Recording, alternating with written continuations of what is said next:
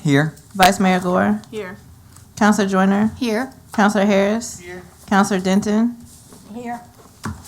Counselor Pelham, Counselor Holloway. All right, you have a quorum. All right. Do I have a motion to go into closed meeting for pursuant to Virginia Code Section 2.2-3711A1 to discuss and consider personnel matters, including board and commission appointments, the assignment and performance of specific appointees and employees of City Council, and to the extent such discussion will be aided thereby? So move. So move. Okay, motion's been made by Counselor Joyner and seconded by Vice Mayor Gore. Is there any discussion? Seeing none, roll call, please. Counselor Harris, Yes. Mayor Parton, Yes. Vice Mayor Gore, Yes. Counselor Denton, Yes. Counselor Joyner. Yes. Motion passes 5-0. All right. See how naturally that flowed, Mr. Harris?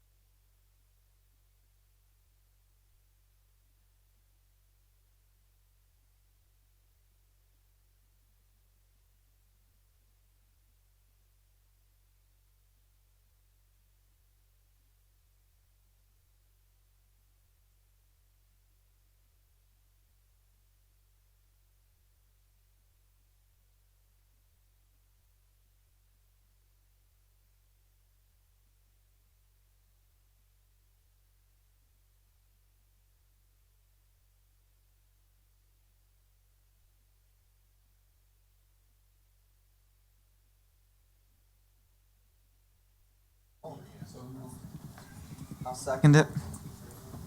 Roll call, please. Counselor Harris.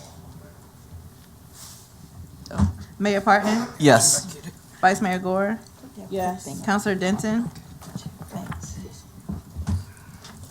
Counselor Pelham, Yes. Counselor Holloway. Counselor Joyner. Yes. Motion passes 5-0. Okay. At this time, is there a motion to appoint Mr. Tom Wagstaff to the 250th Committee, Sophie Kindorf, Wayne Taylor, John Capielli, and Razik Hamill, those four, to the Towing Board? So move. Can we, sorry. It was which two boards, Sir Mayor? Tom Wagstaff for the 250th Committee, and then the other four are for the Towing Board. I'm not familiar with the first one. Can we separate the two so I can abstain from the first and vote for the second? Okay. All right, so we'll break the motion up. The first motion is to approve Tom Wagstaff for the 250th Committee. So move. All right. Second. All right, motion's been made by Counselor Joyner and seconded by Counselor Pelham. Is there any discussion? Seeing no lights, roll call, please. Mayor Parton, Yes. Vice Mayor Gore, Yes. Counselor Pelham, Yes. Counselor Holloway, Abstain. Counselor Joyner. Yes. Motion passes 4-0. Okay. Next motion is to appoint Sophie Kindorf, Wayne Taylor, John Capielli, and Razik Hamill to the Towing Board. So move. So, second. Okay, motion's been made by Counselor Joyner and seconded by Counselor Holloway. Is there any discussion? Seeing no lights, roll call, please. Mayor Parton, Yes. Vice Mayor Gore, Yes. Counselor Pelham, Yes. Counselor Holloway, Yes. Counselor Joyner. Yes. Motion passes 5-0. Okay. Certification, please.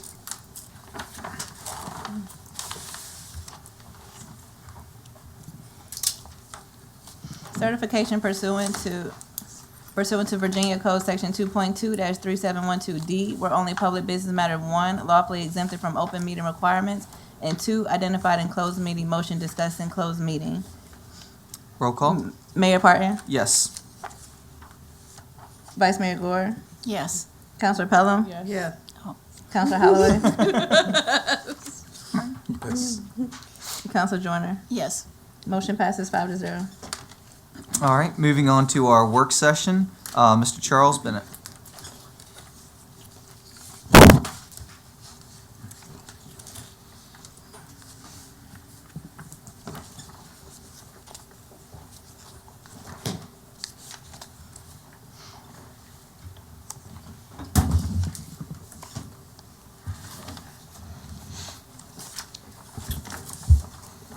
Good evening, Mayor, Vice Mayor, members of council. Thank you for this opportunity to have this work session tonight. Tonight, we're talking about the Hopewell Marina, and before I jump into the work session, I've been meeting with folks at the marina. I had a meeting in March at the library where I invited all the current slip holders to come and listen to their concerns about the marina. And some of the folks that I met there have come tonight. I invited everybody to come or watch the work session tonight, and then also that we'll be having a public hearing in 2 weeks. So what I wanted to ask is if it's okay if the folks who come tonight during the communications from citizens, if they wanted to say anything for y'all to think about between now and the work session, if it'd be okay if they could make comments then at that point. I know it's not a public hearing tonight, but just ask for that. Okay? Moving on. So tonight we're talking about the marina fee schedule, and the Department of Economic Development and Tourism, which is my department, we are taking over the marina operations on July the 1st of this year.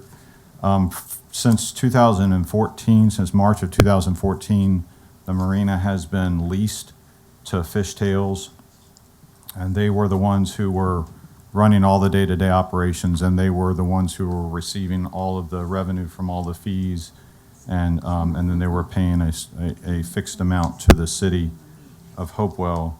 But moving forward, as of July 1st, then the city will be in a direct lease with each one of the slip holders. And so for the purposes of preparing that lease document, this presentation is a work session so we can have a discussion about recommended fees and then also some of the particulars about what would go into that lease document. So just an overview, the first thing that I want to do is change the names of the docks because for years they've been referred to as L, M, and N. Maybe a long time ago there was other letters to the alphabet that represented other areas, but right now we have basically 3 docks, and so when you're at the marina facing the water, starting with your left-hand side would be Dock A. It's a covered dock. Dock B, which was covered, but the roof was removed about a decade ago, and then Dock C. So there's a total of 44 slips that are available. Dock A has 16, and then B and C have 14. There's also 2 ramps for boat launches and then 1 kayak launch. There's 36 automobile parking spaces and 72 boat trailer parking spaces. Although some of the spaces along the bridge people back their trailers onto the grassy area, even though they could just be identified as a automobile spot, but people are able to back their trailer and use them sort of as trailer parking because their vehicle's on the asphalt, but the trailer is on the grass. So there was 2 things that we wanted to do here with regards to the fees. One, we wanted to raise the fees. I want to raise the fees to get them up to what I would consider market, but then also I want to raise the fees to the point that we can have the revenue necessary to do the repairs and maintenance to maintain the marina in a safe manner. And so what I did was I looked at the marinas in the area to determine how they were charging for their slip fees and compared it to what we have. Hopewell is very unique in that we actually still have covered slips. The only other marina in our whole area that has covered slips is the Richmond Yacht Basin, and they're actually smaller than what we have in Hopewell. We have the ability to receive very large boats. The other thing I found is that a lot of marinas charge a flat fee for a 25-foot boat, and then they charge additional money for every foot over that. So if you have a 25-foot boat, you would pay the flat rate for that marina slip, but if you have a 40-foot boat, for every foot over 25 foot, you would add additional per month. So it made it really difficult to do a direct comparison, except what I did was I just assumed a full-size boat. And so I assumed like a 50-foot boat because our slips can receive a 50-foot boat rather easily, the majority of them. So at the Richmond Yacht Basin, their covered slips are $300 a month, and they are totally full, and they have a waiting list. Their uncovered slips are $200 a month. And at the Anchor Port Marina, they do not have any covered slips. They have uncovered slips, and they're $290 a month for a 50-foot boat. They also have got a situation over there where we're having to close some of their slips because where the creek is that comes into the marina, it silts up, it brings quite a bit of silt in, and so the water is not deep enough there for some of the boats, certainly not the boats that we have at our marina. The Jordan Point Marina, they do not have any covered slips, and a comparable 50-foot boat only fits in a few of their slips. They have more slips available for smaller boats, but their uncovered slip that would receive that size boat, it would be comparatively $325 a month. So this is the average kind of for our area that I see for both covered and uncovered. As I said, there's really not a good comparison for covered because we're the only people left besides Richmond Yacht Basin that even have covered marinas in this area, covered slips in this area. So what I would like to propose is a pretty dramatic increase in the fees over what has been charged recently or in the past 10 years. And I just want to say that the primary reason for this increase is because I need a lot of money to fix the marina to make it safe and then also for it to continue into the future. So in order to quote unquote save the marina, we need to basically generate the revenue to do that and bring it in from the slip holders who are there utilizing the areas of the marina. So the covered slips, I would like to increase those to $400 a month, but do a 10% discount to residents of Hopewell. And I found, looking at the list of people who are slip holders, that there's quite a few people who are not residents of Hopewell that are utilizing the marina, which is fine, but I think that the Hopewell residences should have a discount. And so the 10% discount, it would be $360 a month for the covered slips. Currently, the slip agreements that I was provided from Fishtails show that they're charging $210 per month for those covered slips. The uncovered slips, I would like to set at $300 a month and then provide a 10% discount to Hopewell residences. So that would be $270 for a Hopewell resident, and currently those are $162 a month.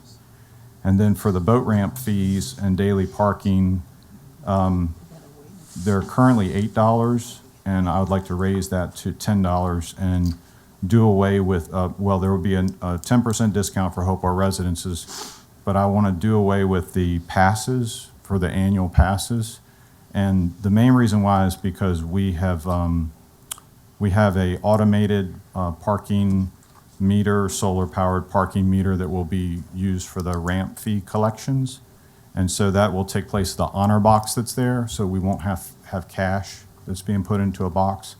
And Hopewell residences will be able to put a unique code in, which will give them their discount.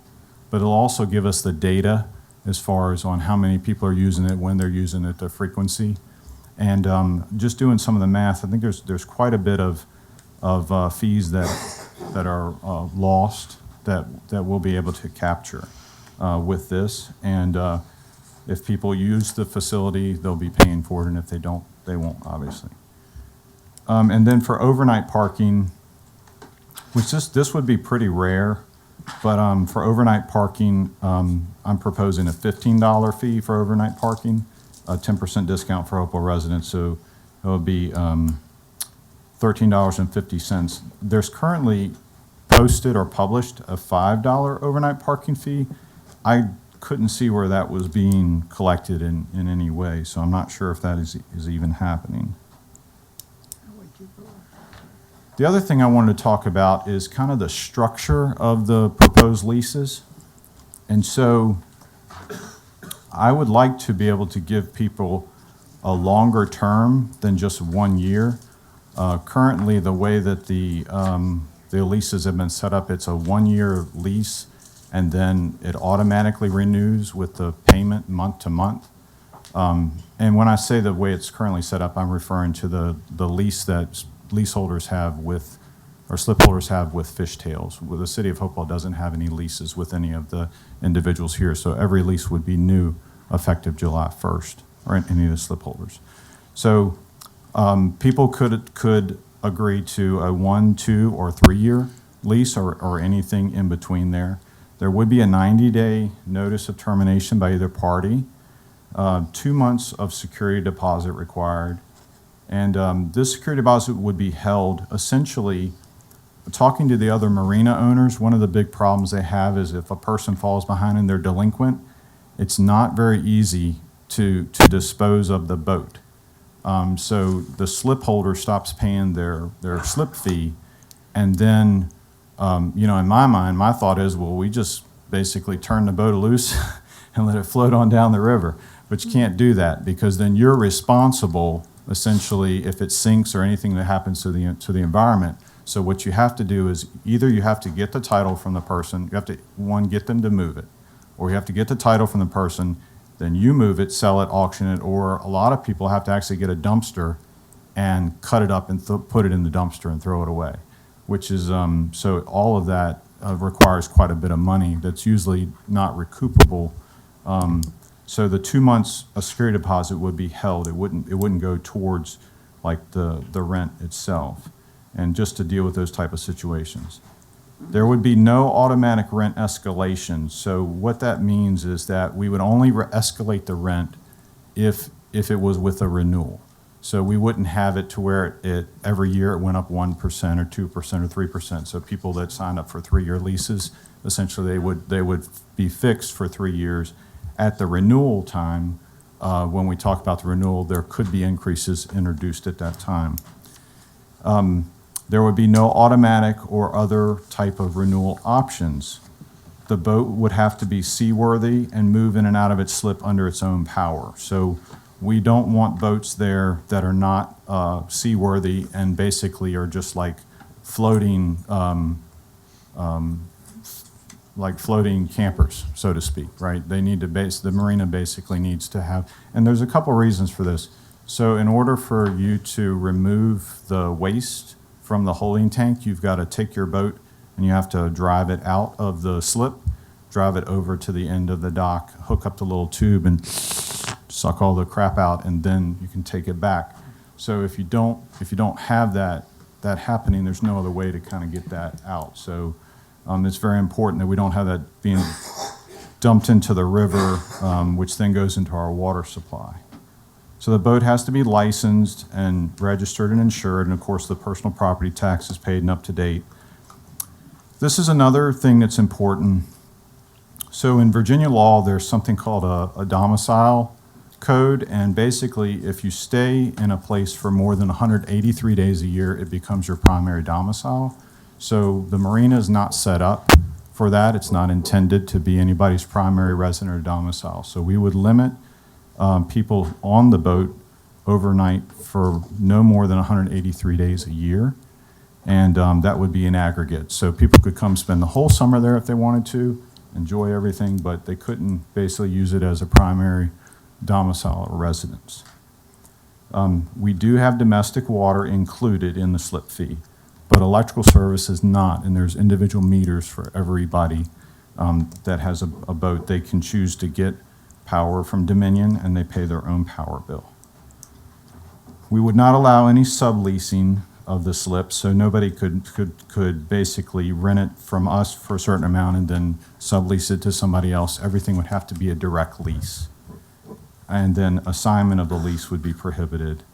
We also would prohibit people from using the slips for any major repairs. So minor repairs of maintenance is perfectly fine, but we don't want people basically using the boat slip as the type of thing that you would really need to take your boat to a repair shop to do that type of work. Just keeping in mind, our water source intake is just a few yards down the river, and so anything that's happening there at the marina goes right into where the water intake is for American Water Company. So, and then the last thing is that the leases, the lessees will be selected annually via a lottery system once the marina is fully leased. This is something I really want council to think about and understand the process. Really nice marinas, which is what Hopewell's going to have. We are going to have a very nice marina. Is going to have a pretty long waiting list pretty quick. Some of the marinas that I was looking at, was doing my research, they have waiting lists of 400, 500 people, and it even says on there the average wait is 10 to 12 years to get a spot in that marina. So what some people do, there's two ways that I see it done. One is you just go on a waiting list and you pay every year to stay on that list. Every year you send a check in the city and you just stay on that list. The other way I see it done is they take people and you go on the list, but you get put in a lottery. And so then a certain amount of slip spaces come available every year as leases roll.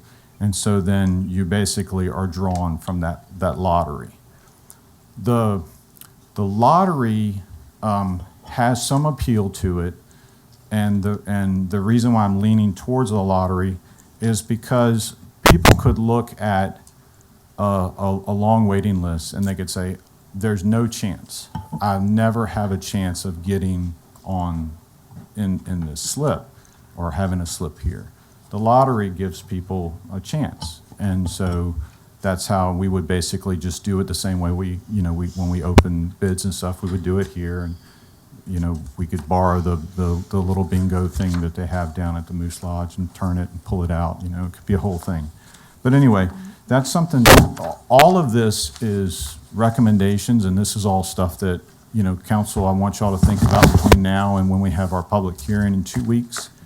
And then we will see, we will see what your thoughts are. So that's the end of my work session presentation. Happy to answer questions. And as I mentioned earlier, I'd love for the folks who came from the marina, if you could let them comment at the public citizens, communication of citizens section, that'd be great. Okay. I have Counselor Pelham and then Counselor Holloway. Thank you for your work, your research. Sure. I think it's a great opportunity for Hopewell, and you have my support. Look forward to it coming to fruition. Thank you. Okay. Counselor Holloway? Again, I would like to say thank you as well. However, I do not agree with these prices. I can, in my mind, kind of figure out, I can understand when we become that better marina and we get to that space. But looking even at the surrounding areas, our cost is approximately $100 more. I understand Jordan Point Marina, which, anyway, I do not see why we would charge that. Do you have the current cost with the leaseholders, with the current company? So currently, the fees are $210 for the covered slip and $162 for the uncovered slips. That's current fees. Yeah. Okay, so I definitely can agree with jumping them from 210 to 400. So I totally agree with you, and if it was just arbitrary, if there was just no reason to do it, so I want to explain that, but I'm sorry for interrupting you. Yeah, I'm familiar with the understanding of the direction that we're trying to get to, with making it nicer and the costs and so forth and so on. However, respectfully, I still don't agree with the cost.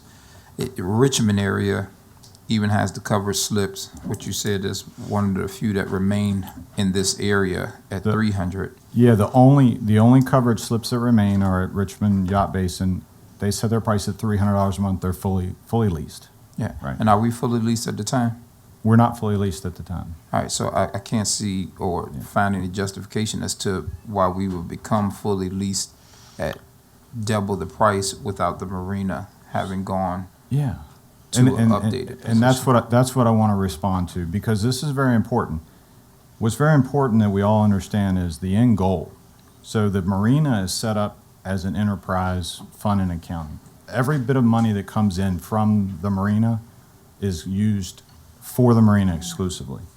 So here's the math. So for us to get the marina where it needs to be to continually safely operating with 44 slips, the covered and uncovered, I basically, in the next 10 years, have to spend $1.394 million, okay? So the way we get there is essentially we take that and we amortize it at 7% over the next 10 years, which is $151,000 a year in revenue that I need to basically have in order to do what needs to be done to make the marina safe and continue in the way that it is. And so to do that, I've got to raise the revenue. I can only raise it from the slips. Every slip basically has got to basically pay for not only itself, but then the common areas around it, like the boardwalk and everything else. So it's just a math problem. I cannot fix the marina, make it safe, and save it unless I can raise the revenue. Now, here's the thing. The people that have the desire to have a covered slip is very important to them, and I want to keep the covered slips for people that want a covered slip over their boat. But I can't come ask council to give me $1 million to do what needs to be done, nor should I when I have the ability to get the revenue from the users. Right. Does that make sense? So I absolutely agree, and again, I was aware when you had explained it back there, you know, with that, but we're talking about justification. So young folks say the math ain't mathin'. If we don't have it full now at the price that we have it, I guess my question would be, how are you gonna attract people to come here and spend double the money if we can't get it full now? So the marina in safe, good condition is full. So we're really at a crossroads here. The crossroads here is, give me about $450,000 and I'll tear it all down and we'll make it into a park. That's the choice. Or we can raise the revenue from the people who are using it. This isn't a tax. We're not taxing people that don't use and benefit from this. So the people that I've met with, they love the marina. They want to save the marina. And so this is a plan to do that. And so if the people who love the marina and want to save the marina are willing to pay the extra $100 a month or whatever it is, we should give them the chance to do that. And that's where we're at. At $200, $190. Yeah, whatever it may be. So if you guys as council say, no, Charles, that's too big of an increase, that's fine. I'll work with whatever we have. We may just end up with, 14 uncovered slips and 14 covered slips, maybe, I'm for whatever is going to work. I just want to, again, I don't see if I just want to know, is there a plan in place to pull and attract people at the moment if we're going to raise this cost up? Every marina in good condition with good facilities and good management does not have a problem attracting boaters with good boats. So don't undervalue yourself. Don't undervalue what we have. We have an incredible asset. Now it's been not maintained for 10 years, but I will tell you this: you cannot build today what is there. The Army Corps of Engineers will not let that be built. That close to the channel, that many slips, the reason why it's there is because it was done in 1958. So, we are selling ourselves short if we don't invest and save the marina. That's really what happens. And that marina is a huge economic driver for the city. It's very important to the slip holders there, and it's very important to economic development. So there's only two ways to capitalize a business, either with debt or equity. We can't get debt, so we have to put in equity, and everybody will benefit from it. So that's why I think, don't look at the percentage. Don't look at, we're going to go from 200 to 300 or 200, 400, whatever it is. I didn't make up the numbers. I need the money. I need the revenue to make the numbers work. And it's a business plan. Well, I certainly pray. I've definitely, even running my campaign, I'm 100% with the marina, especially as is. I did not want to turn it into anything else, and I especially did not want the federal government to come in and have any participation in it. So I pray that we have best wishes to it. And hope and pray that we can attract those who will be willing to come invest for our future need. Thank you again for all your hard work. Thank you, Counselor. Okay, Counselor Denton, Vice Mayor Gore, myself, and then Counselor Joyner. Okay. We had a meeting at the library, March 4th. March, okay. And there was a good representation of the boat, the people who own boats that are using the slips. And then we talked about getting the dock commission active again and what we could do that night. Has any follow-up gone on from that night? Have you got the dock commission? Have you talked to the ones that were there that night that do have boats? Are they aboard on this project? Do they understand what the city's trying to do? So here's the steps that have been taken since that meeting. I've spent quite a bit of time down at the marina talking to people as I've been doing some work with the contractors, making emergency repairs to what was the L dock, which is now the A dock. Some of these discussions, some of these things have come up, but I really didn't have the pricing to kind of put the whole plan together until just a couple of days ago before this. As soon as I got the presentation together, I sent it to all the slip holders via email, and I said, I want you to come to the work session or watch it if you can. I want you to hear what I'm presenting, and then we'll have a public a public meeting in the future as well. I have talked to a couple of the folks who were appointed to the dock commission, and they helped me get some leads on some people to possibly do some emergency repairs. I had sent a letter to council related to appointing more people to the dock commission, and that letter was sent in early April. I sent it to the mayor, and so I'm not sure if you guys have made any more movement on that as a council, but because July 1st is coming up very fast, I need council to basically take the actions necessary to put leases in place. Right now, as of July 1st, no one has a lease there. Everybody would have to leave if we don't do something, essentially, because all the leases are between Fishtails and the slip holders, and Fishtails, as of July 1st, does not have a contract with the city anymore. It expires. So that's why the urgency and here for this action now. But I will not say everybody's on board. What I will say is people have said they definitely want the marina to be repaired, made safe. They love the marina, as I do too. It's just one of those things that's, as I said, it's a math equation. It's a numbers thing we have to do. And unfortunately, let me just say this. Unfortunately, grant funding is not an option for this part. I can seek grant funding for the common areas and the public areas. Any part of the marina that's used for revenue generation is not applicable to the grant that are available. The grants are for basically open to the public, not basically privately leased spaces, which is one of the reasons why I can't just offset part of this with a grant. If I do, it would all have to be just transient or just open. Nobody could have leases there. Sorry. Well, you said you had sent to most everybody that owns the boats under the slips.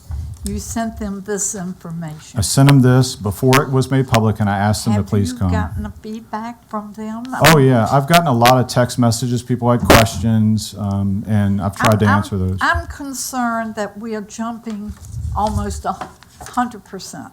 Right. From 200 to 400. Right. We have not, the city, wait a minute, the city's not jumping anything. For 10 years, the current lessor, which is Fishtails, has not had any increases. That doesn't make sense. Everything's gone up in 10 years.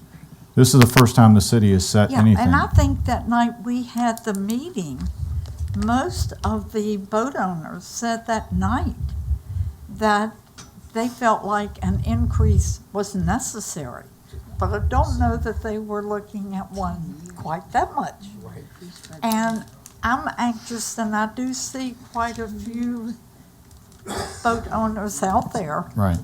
I would like to hear what they're thinking as well, because if they live in Hopewell, we've hit them with real estate tax, with trash fees. We've gone up on a lot of things. So This is not a tax to the public. I People know. that use the marina, This is a fee. this is their private property that they love, and they're protecting it under shelter or on the water. So don't, please, I- respectfully, please don't But I'm confuse this with a I'm tax. looking at the pockets that are, and I know if you have a boat, you've got expenses, and they're used to that. I would just like to hear from them, because that night when we met, as I keep referring to it, Mr. Bottom, Carl Bottom, sorry, he's not with us anymore, but he had a plan. And you I were received a going to copy of look that. at that. I received a copy of that, and some of the recommendations in his plan are incorporated in this here. His plan did not include anything associated with the actual numbers. The numbers I came up with this spreadsheet, which is how we save the marina. Okay. Okay, thank you. Sure. Okay. Vice Mayor Gore, myself, Counselor Joyner, and then Counselor Pelham again. I'll just say that I was in favor of moving forward with the grant opportunity that we had. We was pretty much almost guaranteed to get that would have renovated the entire marina site and made it more accessible to everyone. An actual premier event space with a farmer's market, amphitheater, and some other resources. Unfortunately, that vote to proceed was undone, and so now here we are, right?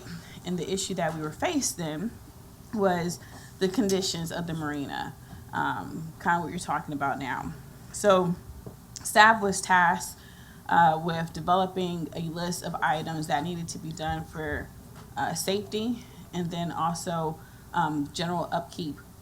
Do you have that list from Recreation and Parks? I do, yes. It was prepared in April of 2022, and it was $1.295 million, and that did not include the roof on the A dock, or what was L dock.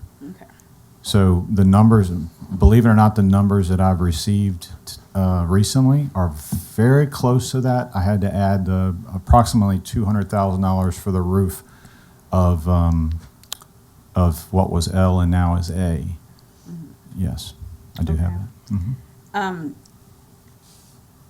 One of my concerns is, well, I'm not sure if we have sent the contract over to our new city attorney to look at, because we know that maintenance hasn't been performed on the marina, but the whole purpose of the contract was for operations and maintenance of the marina. And so I think that there are items that should have been completed per the contract agreement that obviously were not conducted or completed that have also led us to where we are now. I think that needs to be looked at. In terms of what is routine operating maintenance is listed out in the contract, as well as the annual capital improvement list that's supposed to be submitted to the city by September 30th of each year. So there's terms in the contract in terms of the maintenance outside of what they're supposed to pay for themselves, including roofing is listed in here. That's supposed to be managed by the leaseholder. And here we are talking about a roof, right, that needs to be repaired. And so I think that we should look at some non-compliance of the contract. Because now we're sitting here having to address how to restore the marina to where it technically should be, if these were, in my opinion, adhered to, or either council was presented a capital improvement project list to be able to fund year after year.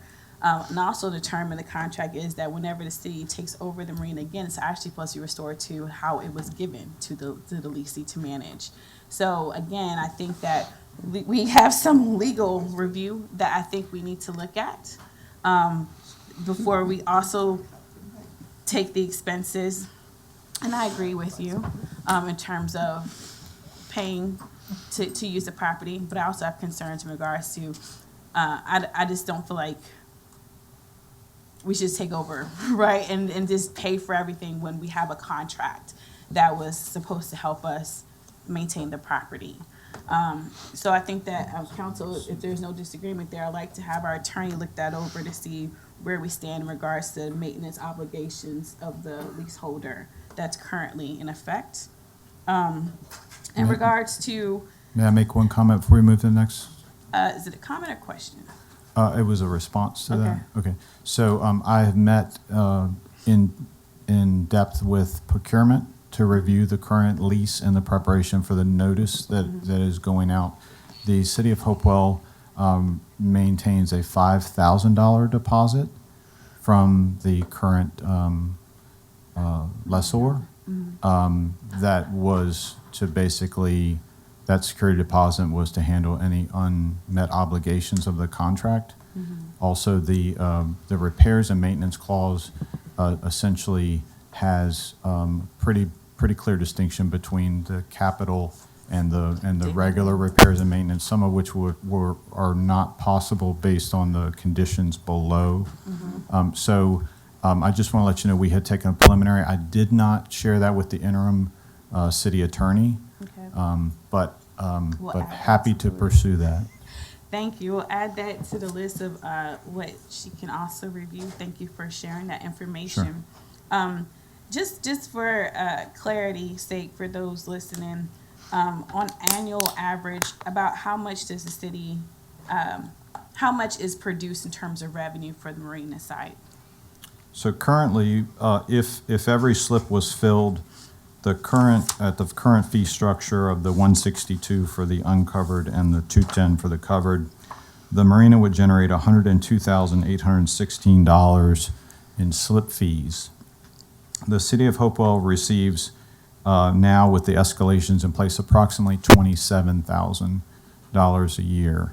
I think that's where we're at currently. Out of 102, we just get 27,000. So the 102 is just the slip fees. Just There's- the slip fees. Correct, yeah. Not the other revenue that's But, produced at but that site. yeah, but that assumes that every slip would basically be filled at that schedule. The other revenue would come from the marina store, Ice machine. and the ice machine is separate. The city receives from the ice machine. We receive other revenue, $5,400 directly. So the city's getting between the ice machine and the 27,000, a little over 32. But clearly, there is the opportunity for us to have recouped a lot more for the maintenance of the site. And that's the point that I'm trying to raise in regards to due diligence and holding people accountable, right? And that's, again, my concern.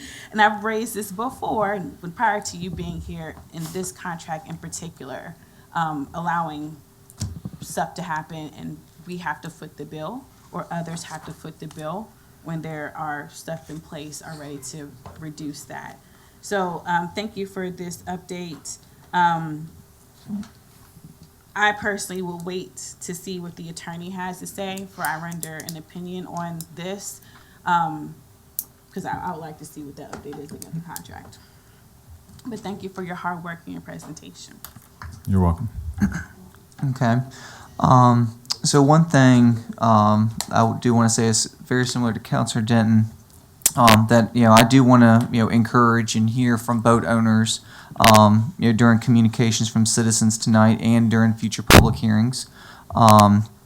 But I think what we also need to just keep in good perspective is that I guess the new quote Dock A, that was deemed unsafe, or it needed to be demolished and rebuilt. We just had a massive sinkhole collapse over on Winston Churchill, and we got to keep that in perspective. That these docks are not in good shape. Even the most newest one, is not in good shape as it could be. And what I do like seeing is projections out on a good 10-year capital improvement plan, because in 10 years, I guess Doc C now, we'll be in pretty rough shape if we don't get ahead of this and start doing preventative maintenance and capital projects.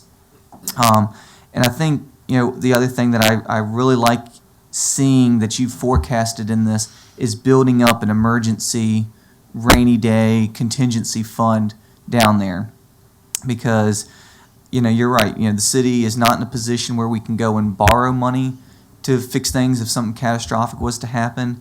And setting that goal at 16 2/3%, I think is very advantageous.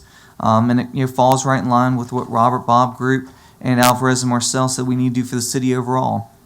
And so I think that helps us in that direction. But I do want to hear what boat owners have to say, and hopefully we can get more people to apply for the dock commission, because still to this day, we have not gotten any other applications. And I really would love to appoint more people and for it to be active, but I can't do that if I don't have people applying. Councilor Joyner and then Councilor Pelham. Okay. Thank you, Charles, for this presentation. It's long overdue. I think I want to preface my comments by saying that this, along with many other situations that the city is facing, is that the chickens have come home to roost. From years and years of non-existent fiscal policy. There was no fiscal policy. And the mayor mentioned the sinkhole in Winston Churchill. There's another sinkhole over near First Baptist Church. I noticed they closed off a section there. For over 10 years or more, capital improvements have been, we just haven't had any. The city has been neglected beyond description. And it includes the marina. It includes all of our city streets. I mean, I don't know if any of you saw the pictures of the sinkhole in Winston Churchill. It literally swallowed a sports utility van. It's ridiculous. But there are other areas out there. That repair alone will probably be $1.6 million. That's a lot of money. And unfortunately, we are in a situation where we cannot borrow money. Imagine it. Imagine, folks, if you were running your household and there were emergencies and you knew you couldn't borrow money. That's where this city is at. And so it's forcing us to do things that we would not like to do. One of these is raising, these fees so much. Now, I personally must agree, I don't understand how we're going to how the numbers make sense at $400 when we're not full. I would like to see what the projections look like at $300. And I clearly understand too that if these rates have not been raised in over 10 years, if you really did the math, what would that be when you apply the inflation? I don't know what they would be, but I would love to see that projection. I do think 400 is a lot because one of the comments from one of the residents said, well, this is comparative to Smithfield Station. And I did a lot of research. I looked in Northern Virginia, I looked in Taiwan, I looked everywhere. And a lot of those particular marinas have a lot of amenities that we don't have yet. I know that's where we want to get, but we're not there yet. And so I would propose taking a look at that covered slip fee to, maybe tamp it down a little bit and run those numbers out. But I do understand the constraints that you're under. I do understand what we must do. And, we're making decisions that we would not normally make if we could borrow these dollars. Yeah, so I ran the numbers. We can save the MDOC, and we can save the N, which is B and C. Yeah, at $300 a month, we can save those. I can't save that all. So you'd only have one covered dock, basically. One covered and one open, yeah. Then I need about $200,000 to demo L and get all the piles removed. The pricing came in a little bit above that. Yeah. So, Yeah. That makes sense. Dr. Maker, I was wondering if it might be possible for, I know Mr. Branson's not here tonight, but, He's online, he can hear you. okay. Mr. Branson, we're really in a serious situation here. I was wondering if you might be able to take a look at some numbers and see if we can carve out a few dollars to assist with this particular project. Maybe work with Charles Bennett in the next few weeks to come up with maybe some, so to speak, gap funding, if you will. But these decisions are long overdue, and it's very unfortunate that we find ourselves in this particular position. But it is where we are. And, the uncovered slip is less than what I think Jordan Point is charging, but the covered slip going up 100% seems a little extreme to me. yeah, I will tell you this, that the people in this business that want coverage slips, good, high-quality coverage slips, they will pay for them. Yeah. So it hurts me, it hurts me to think about all the people who would want a coverage slip that wouldn't have the ability Yeah. to do that. Let me ask you this. In terms of getting people here to these covered slips, has the marina been marketed in such a way to even let people know that we have covered slips? I mean, So I cannot market anybody to go into the L slip Okay. right now. Okay. Okay? But with council's approval and a business plan that says in Mm-hmm. 10 years, we have all the repairs and maintenance paid for, new roofs, Mm-hmm. all the snap jackets installed, all the piers basically reinforced, all new walkable decks, and then we have a 16% maintenance fund that basically is set aside $295,000 for emergencies and things like this with some renders is something that I can pre-lease all Okay. day long. Okay. I mean, All right. Like I said, I want Mr. Branson to maybe see if he can bring a little Yeah. bit to this project to kind of shore us up. I do want to say that, I don't know if those of you that look at Richmond BizSense or looking at the local news, the city of Richmond just received a AAA bond rating from the Fitch Rating Agency, okay? And that is where, 10 years from now, or maybe that's where we should be looking toward. And Mr. Bob, actually Robert Bob, sent us an email over the weekend saying, I really feel like this is where Hopewell can be. And, we wouldn't be in this kind of situation. We're not there yet. We're a long way from AAA bond rating. But I think it just points to the fact that, we are implementing very stringent fiscal practices right now that I think will get us to a better situation. I understand the constraints you're at, and I support everything you're saying with the exception of that pricing immediately of that, and see if we can get a little bit of. and I just want to be clear, there's no citizen or taxpayer who's going to be having an increase for this. This is 100% for Understand. the benefit of the folks. Understand. So I'd love to hear their voices. Mr. Mayor, can we hear them now, or do we have to wait until? I think it's better to do it during communication with Communication. citizens. Okay. Counselor Pelham, Holloway, and then Gore. Okay, I'm listening to my peers, but 3 comments that I gleaned from your presentation was we have not increased the boat rates for 10 years. The city's never had anything to do with the leases for 10 years. Yes, okay, I know, but for 10 years, they weren't, before that, they weren't even increasing. The city had them before 10 years ago. I couldn't find a record of what they were. I do know that 10 years ago, you could buy a new car for $8,900 if it was a Hyundai Sonata, Okay, and it was on special. okay, so whoever owned it didn't increase it. So the boat owners know that they save technically $20 a month for 10 years. If we did that, he had done that, they would be here today at $400. 20, if you do the multiplication, if I multiply it correctly. Right? I didn't do that math, but I trust you. Okay.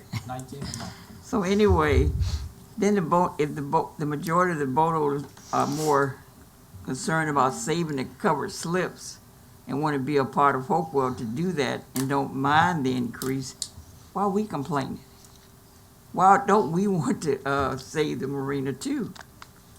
They use the marina, they've used it for years, and I know some of the guys probably been there for centuries, since it started, or their parents have. So they love the marina, they're willing to invest and pay in it, and you told us that covered slips, people have to wait 10 and 12 years to get them. So why would we even think about tearing something down? Right. I This is don't why- want to tear it down. I know you don't, and I don't either, because the slip holders want the covered slips, and they want them. Does that make sense? They want them. They don't mind paying extra money, and we up here trying to justify why we won't do this. Maybe I'm missing something. Y'all help me out. But that is my point, that if it's $400, you haven't had an increase in 10 years, you increased it $20, or in those 10 years would be at $400. Boat owners, somebody, now, of course, I'm sure the boat owners say, hey, if y'all give me $300, yeah, of course I'd take it. But if you didn't mind March the 3rd, don't mind today. And there's a waiting list for cover slips. Let's keep our slips and move on. Thank you. All right, Counselor Holloway, then Vice Mayor Gore. Well, Councilor Pelham, since you asked, I'm gonna help you out. Please. I think he gave a clarification to us that in that meeting that Councilor Denton was speaking on, that the boat owners never said that they wanted to pay that much of an increase. What they had said was they wanted new slips. Now, the reality of this increase, I still have to agree with the majority of my peers that I don't see a justification here, and especially if you cannot market it in a current condition. We're not full at $210 and $162. I can't see justifying that somebody's going to come to it without any marketing at almost double the price, $190 more. But Councilor Pelham, he never said specifically.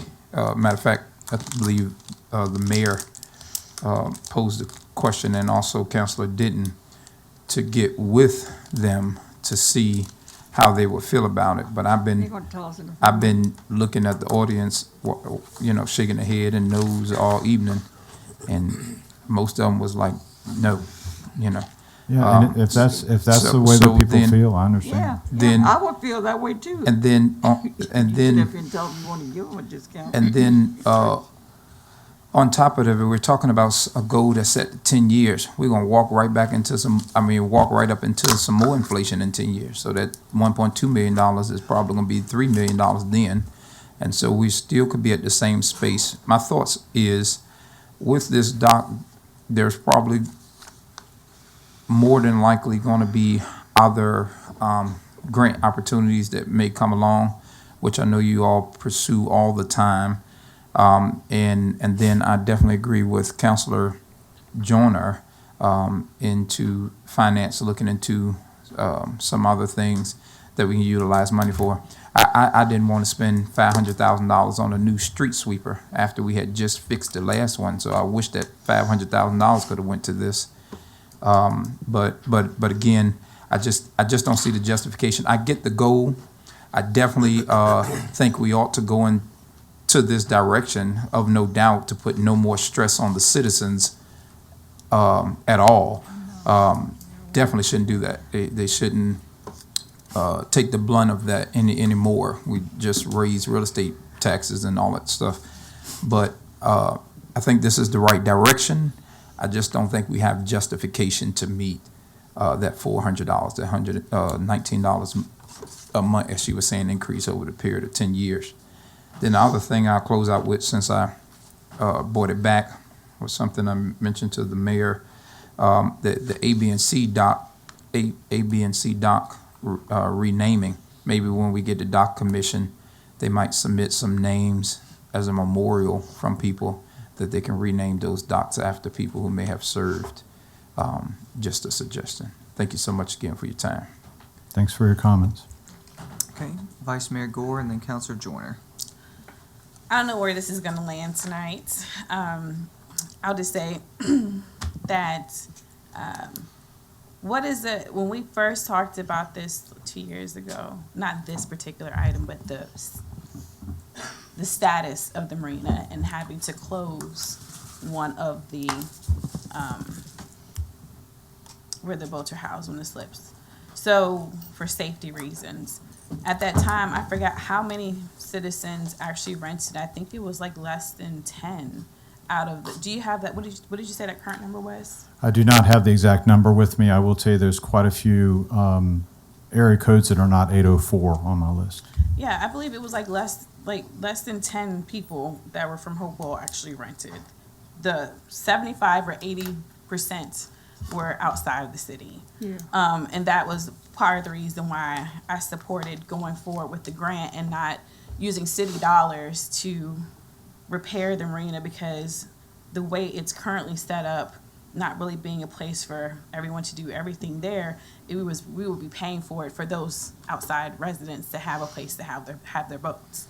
And so I felt like that wasn't the best use of our dollars, especially when we hear city finances, roads, infrastructure. I can't justify that, right? So I'm fine with increasing the fees. To what number, I don't know. Whether that is a gradual increase when you have repair, you can justify the amount. I don't know what that looks like. I'm not opposed to increasing it. But I am opposed to using city dollars, even checking our coffers now to help supplant this, because I want the review of the contract first and foremost to figure out what we can recoup there. Second of all, again, with the current state of the marina, it is not a place for residents to all use it, so they should not have their tax dollars spent on maintaining it in its current status. The other part of it is in regards to when we have to think about where we're using dollars and what's most important right now. I don't think that investing with our coffers is the top of the list. Again, when the majority are outside residents that are renting it. So I say that to say, I don't know what the motion is going to be, but whoever makes the motion, if there is a motion, I would like to see a memo from the city attorney in regards to the contract, and from you, a tiered approach for payments when you're saying increase, when you think something's been repaired, increase when you think something's been repaired. But I just want to make sure, I did not vote for tax increases, but I do support this being increased because it's not going to fall on the citizens in terms of what you're saying. It's for those who use it. So I'm not sure who's going to make the motion. I can make a motion to table this. There's no motion. Sorry, people. Work session, Madam Attorney, can you please provide that to council? I don't hear any objections. The memo, would 2 weeks be too much, or? I need to speak with you Okay, privately about okay. that. Would 2 weeks be a time frame depending on what I share in regards to? It depends. I need to speak with you privately. Okay, all right. But is there anyone council objecting me asking the attorney to work on this, speaking to her privately for it? To do what now? To look at the contract and give us recommendations? No. Okay, I'll do that. Okay. But thank you again. I agree with what you're doing. Yeah. It makes sense. All right. Counselor Joyner? Can I just say, we need some people to serve on the dock commission. If anybody, any citizens out here would be amenable to serving on the dock commission, if you would please submit a talent bank resume. You can do that online, but it would be very, very useful. And it is an important commission that has not been as active in the past few years as it could have been. So that's all I wanted to say. And wanted to say thank you again, Charles.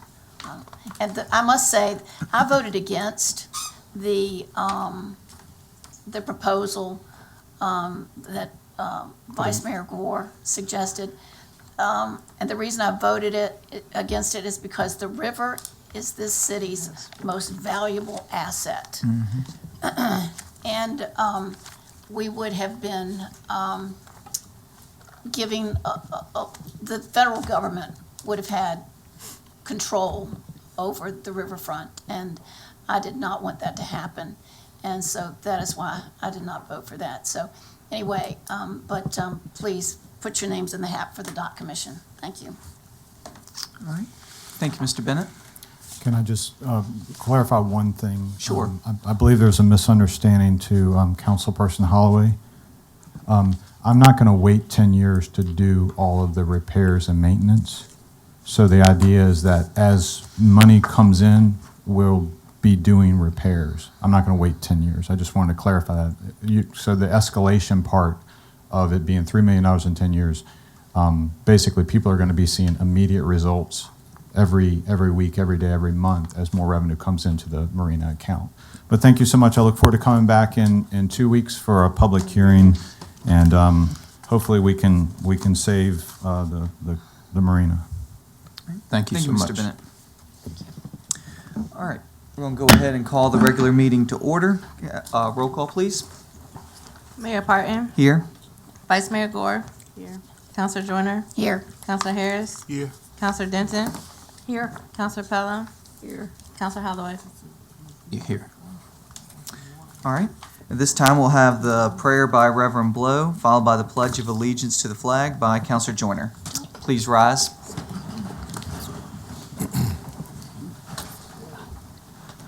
Let us pray. Heavenly Father, I want to say thank you for allowing me to lift up this council.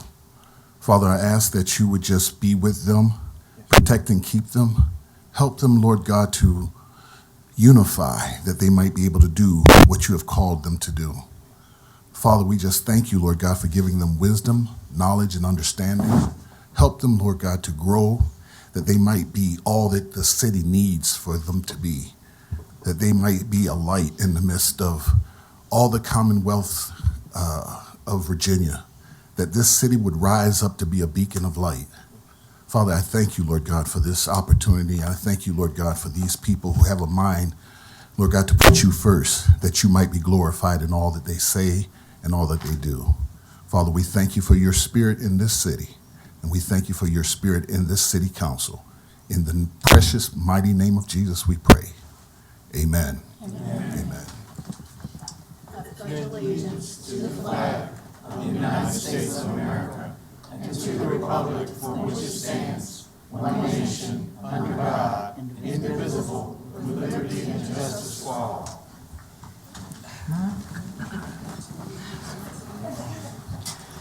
All right. At this time, is there a motion to amend the agenda to add a public hearing for the FY25 school budget second reading? So move. Okay. Motion's been made by Counselor Holloway, seconded by Vice Mayor Gore. Is there any discussion? Okay. Seeing no lights, roll call, please. Counselor Harris, Yes. Mayor Parton, Yes. Vice Mayor Gore, Yes. Counselor Denton, Yes. Counselor Pelham, Yes. Counselor Holloway, Yes. Counselor Joyner. Yes. Motion passes 7-0. Okay. Is there a motion to adopt the consent agenda? So move. All right, I'll second it. All right, seeing no lights, roll call, please. Counselor Harris, Yes. Mayor Parton, Yes. Vice Mayor Gore, Yes. Counselor Denton, Yes. Counselor Pelham, Yes. Counselor Holloway, Counselor Joyner. Yes. Motion passes 7-0. Okay. Communications from citizens. Madam Clerk, will you please read the statement?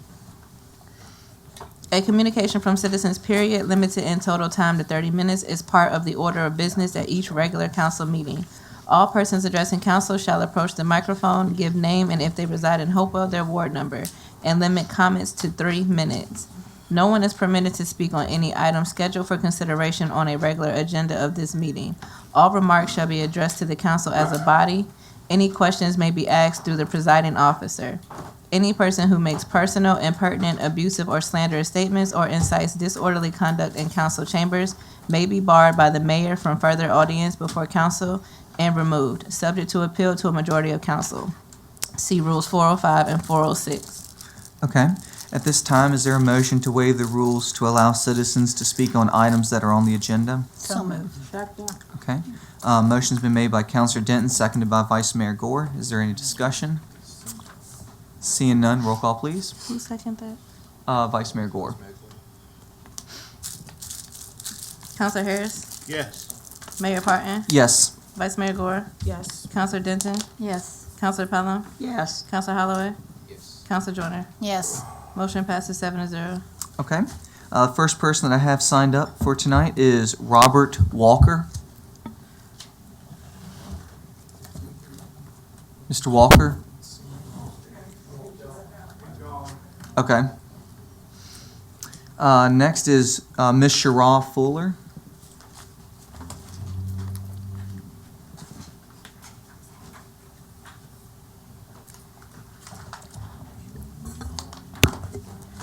Good evening, City Council, Mayor, and everyone. My name is Shara Fuller. I live in Ward 5. I just wanted to first thank everybody for the cleanup that we had on Norfolk Street this past Saturday. I thank you, Mr. Mayor, for coming out and being a big helping hand and everything. For those who don't know, we picked up 7 large industrial bags full of trash. And this is only on Norfolk Street between Rolfe, which is Wooddale Pool, and Terrace. We also had other large items that would not fit in the bag. We also had items that we personally could not pick up because it would have been dangerous for us to do so. So we are in contact with Public Works to get them to come out and pick it up. But one of the biggest things that we did notice is that there is an issue of people coming back and forth from, which is essentially Ward 6 and 7 over to Ward 5. We don't care if people coming back and forth. But the issue is as they're coming back and forth, they're thinking that, oh, let's just dump the trash. But then that falls back on the city to pay for someone to come clean it up. And thankfully, you had neighbors who were kind enough to come out and clean it up because Neighborhood Watch said this is what we're going to do. But that's not fair to then blame the city and make you all pay for something that after we just heard everything, we don't have the money to do extras here and there. So I'm asking as many neighbors as we can, as often as we can. Yeah, if you see trash, we could definitely pick it up. It's part of our homeowner's duty. You should want a clean neighborhood. But if you can, if you see someone that you know is littering, tell them, like, hey, go pick up your stuff. Now, I know if I see my kid doing something, I'm going to make them go pick it up. But I'm a different kind of parent, too. But I do want to thank everyone, especially the Keep Hopewell Beautiful Committee. They were so gracious enough to donate the vest and the bags and the pickers, and even signage. And they did create the flyer that went out to the entire city. There will be more events from Hopewell's, from Ward 5's Neighborhood Watch, doing cleanups and like family fun days. We want people to know that Hopewell can be a nice place to live in. Pardon my voice, I do apologize. I'm not sick or contagious or anything. This is just pollen. But I do want to let everybody know that we do have some things going on in Ward 5, and we'd love to partner with the other wards for the neighborhood watches to keep things going and, good opportunities to keep that hope in Hopewell. Secondly, I do want to say it's so welcome to see you back in person, Mr. Harris. You've missed you, so I'm very, very glad to see you, and you've been in my prayers. All right, thank you, Ms. Fuller. The next one, can't make out. I think it's Domino put something with a P.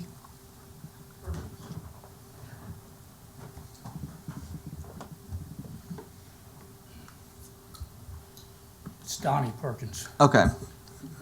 I just want to thank y'all for listening What to the ward? Oh, can you just state what ward you live in? Chesterfield. Okay. I'm speaking on behalf of boat slip members there that we do agree that we need an increase, but not that much. I haven't heard nothing tonight about the money that the boat slips bring in. Is that nothing, is that going towards the marina or? So that's what the vice mayor is asking for the a ramp review. fees, all the ramp fees? Yeah. Right, so how the current contract is based, it is that the leasee rents that space and pays us a set amount.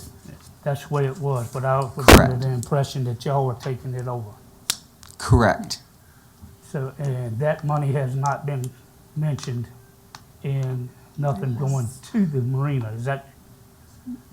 Is it going to the marina or is it going to the city? No, it is. Going on, all right, so that's something we need to look at too. Okay.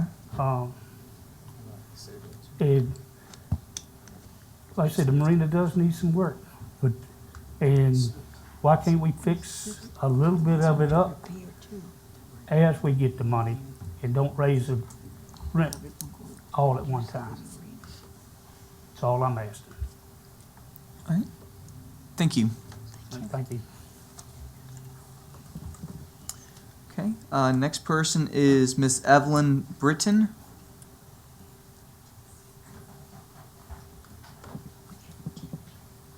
Mrs. Britton? I am Mrs. Britton, It- but I think I want to speak under, public comments properly. That's what the, This is it? are you talking about for a public hearing or just general comments? General comment. This is it right here. Okay, thank you. Thank you for that info. This is my first time coming before City Council, so please forgive me. That's all right. Yes, I am Evelyn Britton. I reside at 3401 Cobblestone Court, and I have been a resident of Hopewell for 41 years. I moved here in 1983 as a homeowner and still remain a homeowner as of today. Excuse me one second, I need my glasses.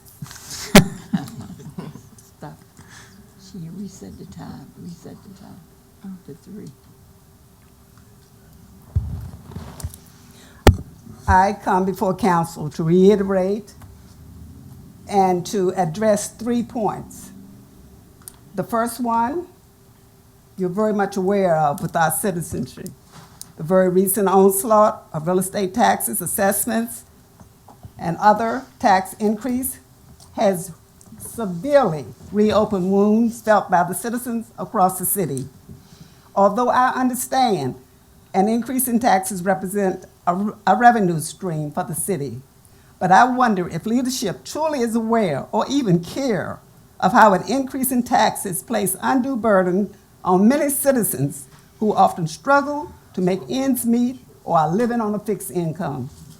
I request that the city show a good faith effort to work with the citizens and consider the implementation of a more reasonable extension plan for the payment of the taxes due in June. Number 2, with the information provided by the Rob Bob Group, the citizens of Hopewell are very concerned about questionable use of funds that give the appearance of certain credit card and departmental expenditures that are unnecessary or excessive in spite of the city's ongoing financial crisis. Concerns that I noted that's expressed in the report are all negative red flags.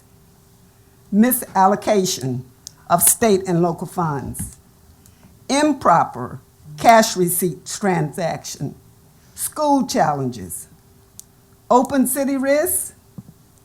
Our city is in a cash crisis.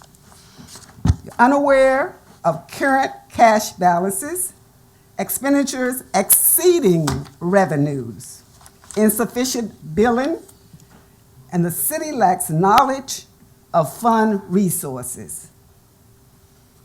The citizens and I would truly hope to see a more transparency leadership to provide clear and assertive guidance in accordance to the efficiency that will effectively guide us through this crisis of risk factors. And number 3, also in light of the recent status report from the Rob Bob Group, it becomes clear that there are several risk factors that present a potential for delaying or derailing an attempt at budget reconciliation and improvement to standard operating procedures. The citizens of Hopewell 30 seconds request. has passed. Excuse me? Is there a motion to allow Ms. Britton to continue speaking? I'll finish that, I'll make the motion first. So moved. All right, so motion's been made by Vice Mayor Gore, seconded by Councilor Joyner. All right, seeing no lights, roll call, please.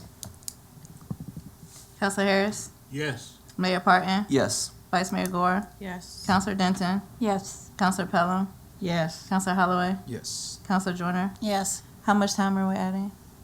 Just let her finish. Just you finish your statement. Yeah. Okay. Because of the break, I'm going to start over. This is number 3 and the final one. In light of the recent current Bob Group status report, it becomes clear that there are several risk factors that present a potential for delaying or derailing any attempts at budget reconciliation and improvements to the standard operating procedures. The citizens of Hopewell request a generalized but honest and factual presentation of these risk factors in a venue outside of city council meeting. It is time for the city government to walk lockstep with the citizens of Hopewell and unravel the importance behind these risk factors. This shared experience would go a long way to strengthen the bonds between city government and Hopewell citizens. Therefore, it would benefit all stakeholders to spearhead meetings with citizens and city government that will begin to serve as a positive attempt to demonstrate true transparency and a clear understanding to your citizens. Thank you for your attention.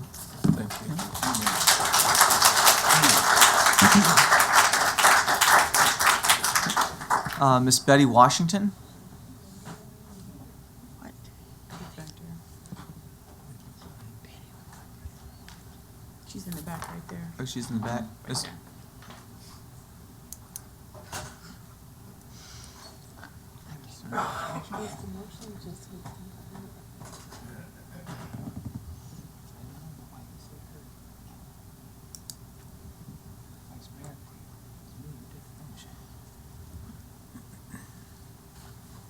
Good evening, members of council. I'm quite surprised to have my name called because I didn't sign up for anything. But since someone did for me, I would like to express along with the amazing Speaking to job Mike that Petty. concerned citizens are continuing to do as they speak and express their concerns. I would like to salute people that are coming together because there are concerns, because you are there as elected officials to really take care of this city. And this city is made up of amazing people, as you know, that trust in you and what you will do. And as you listen to them this evening and the comments that I'm making, please know that they want to and they intend to. These are people that pay their taxes. We pay our taxes. We work with the city treasurer. And the city treasurer's office is amazing in that there are methods that citizens can use, payment plans, things like that, when the budget becomes so tight. It's not that, and I think you know because you have your own budgets, that at certain times of the year you have certain more obligations to do. You have grass cutting and lawn to care like I do, things of that nature. But there are also the responsibilities that we have to take care of that we are proud to do and have always done. So as you continue to listen this evening, I think there are other comments. Please be reassuring, because it's heartfelt that you really do want to make sure that each person in Hopewell is taken care of. We're a sanctuary city of people that walk and mutually respect each other and want what's best. We want the improvements in Hopewell. We want to see the more developments because we want to be able to say, if we've planted our roots here, and I was born and raised here, and I continue to live here, if we want to be able to say to our other family members, man, you ought to see Hopewell now. Man, we've got this, we've got that. We've got so many businesses, we've got so many restaurants, we've got so many opportunities.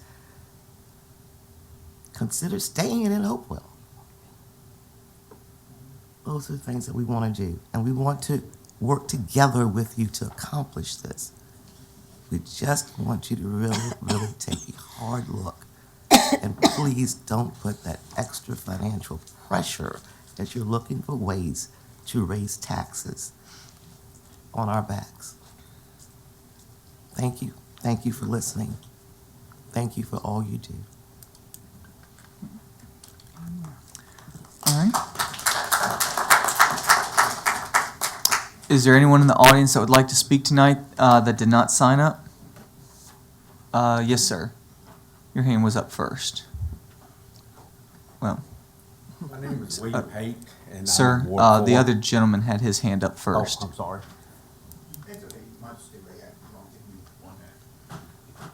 I'm a citizen of Hopewell. Can you state your name for the record, please? Joseph Latendry. You Basically, ward, thing with the marina. Can you state which ward you live in? Oh, I'm not even sure. Atlantic Street. Where? Atlantic. Oh, okay. So it'd be- Could be either one of them. Could be 2, 3, 1. Well, I mean, you're all talking about money. If you raise the slip rent too high, people are gonna leave. I mean, how are you gonna create money that way when people are leaving? And if they all leave, there's no money. It's too high. Okay. All right. Yes, sir.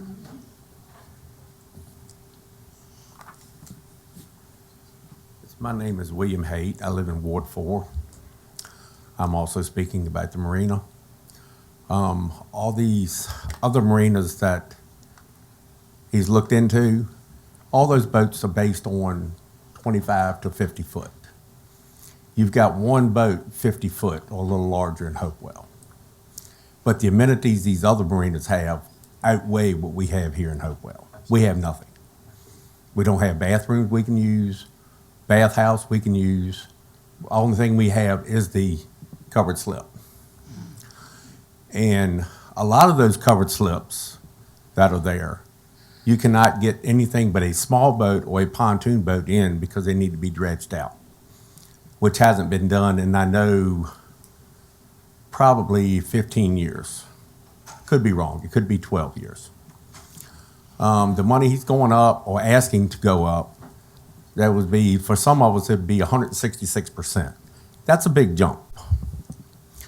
A lot of your other marinas, they, as I say, the amenities, we have none compared to what they have. Richmond Yacht Basin, theirs is private, totally private. It's gated. You can't get in there unless you have a code to get in the gate, and that's by road only. They have a rail to pull a boat on and work on a boat. They have fuel there for the boat. They've got laundry services in there for you to use if you're there. But we don't have anything like that here. And they do have covered slips and uncovered slips. So my thing is, we are willing to help. I am on the end dock, and I know we're not supposed to, but we have taken care of a lot of the upgrades to that dock ourselves because nothing has been done in the past. Also, I am on the dock commission.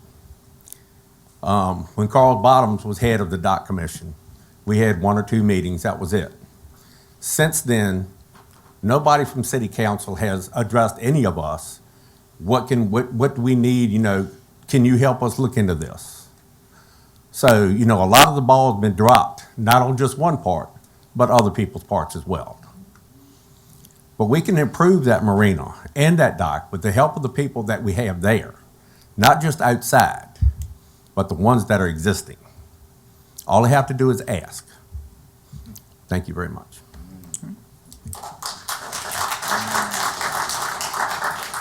Yes, ma'am.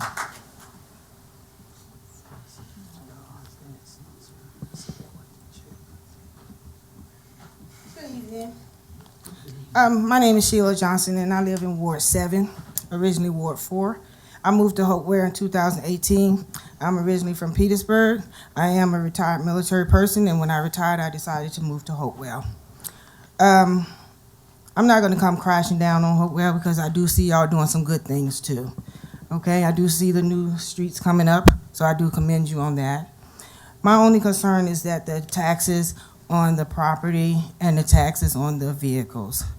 Okay, you can't, you're looking at the vehicles, and with the new tax hike on the vehicles, which the taxes are higher valued at the vehicles, you can't tax me on something that my vehicle, you value my vehicle higher than what my vehicle is actually valued at, but I'm being taxed higher. Okay. The other concern is small, and I know the economy is increasingly, so we're going to be taxed a little bit higher on some things. A lot of us cannot afford the increase. We have to look at some people. We can't afford we're barely making it now. And then with the increase, people can barely, and then you only get a certain amount of time to pay these things. So you have to, like she said earlier, that we can't borrow money. So we can't borrow to pay taxes within 45 days. So we have to look at that too when we get that increase. The other thing is that with the waste management, we're gonna get a new carrier, but we only getting one trash can. It might seem minor to some people, but you look at a family with 3 or 4 family members, and you're only getting one trash can, then you can't have bags of trash that's sitting around the trash can, or they're not gonna pick it up. So then we come into another problem where we're gonna get rodents, because you have trash gathering in the streets now. So we have to look at that when we make these decisions about other people's housing. Now we're gonna have a trashed area, then we have more cleanup to do. So when we're making these decisions, we have to look at all the areas of what we're making decisions on, because it's not just the citizens that's not sitting on the board. You have to look at the communities, okay? So just when more people step out and we get on these boards, and this is my first meeting, and I was invited to this meeting because I was not aware, I was not involved. I'm just going to work and coming back home and going to work and coming back home, involved in everything but what's going on into the community. So I want to thank the young lady who invited me to the meeting. So I will be more involved in coming into these meetings and seeing what's going on. And I will be coming and asking questions. If y'all need me to do something, I will get on y'all committee and help you too. Okay? So thank you.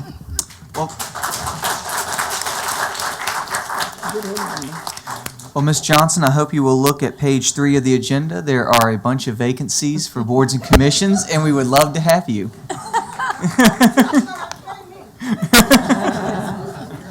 All right, All right, is there anyone else that would like to speak in the crowd? Yes, I think we had the gentleman in the back first, and then you.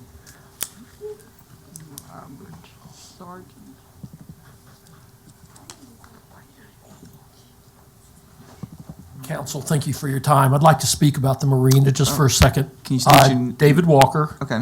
I've been a 10-year renter of the marina, and we've heard a lot about fees.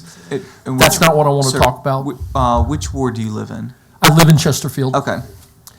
I think we need help with a transition plan. We sit here at the very beginning of June.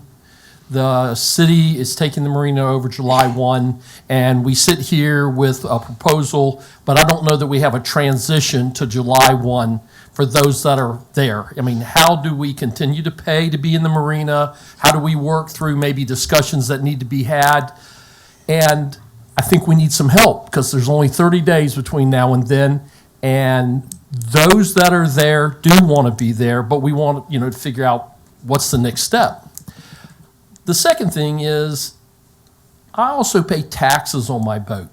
So when we talk about being a Hopewell resident, what is a Hopewell resident? Well, for 10 years, I've had a boat in that marina, and because the boat doesn't come out of the marina, I pay taxes to Hopewell for my boat. That is in Hopewell. And I feel like I'm a Hopewell resident. Now, I don't have a house here. That is true. But I come here every summer, enjoy summertime, Randolph Market, and I've worked for several Honeywell and Allied Signal and that kind of thing. So when it comes to, I'm sorry that I'm not a Hopewell resident. I try to act like a Hopewell resident, and whatever help I can get, I really would appreciate. Thank you. Thank you. Okay. Thank you for listening to us. My name's David Sweat. I live in Chesterfield County. I've been at the marina about 10 years myself. I like the place. I understand there's a lot of stuff that needs to be done around there, and it's gotten out of hand. Mr. Bennett and I have talked about that. But quite frankly, I am like probably a lot of people that have a boat there. I can barely afford to own it. And yeah, I know it's a luxury, but that's what I do. And if the rates go as high as has been talked about tonight, I'm going to have to leave. I've already told him that. I can't afford to stay there. The other question that I have is that we have been paying our slip fees to Fishtails. I pay mine annually. If I have to move, I'd like to know how I go about getting my money back for the rest of this year, because I pay it on January 1. You know, I feel like that's a valid question. As soon as I can get an answer to that, I can make a decision as to what I'm gonna do, but I can tell you, I can't pay $400 a month to be in a slip when there's really nothing there other than a slip. Thank you. Okay. Yes, ma'am.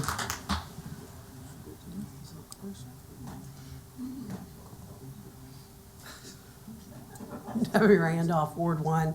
I have sat here for 20 years and attended meetings and seen coming and goings of different councils. While I don't have a boat in the marina, I was very against us selling that property, as Ms. Joyner said, or Councilor Joyner said earlier. I did not want to see our assets be turned over to someone else, so I felt very strongly about that.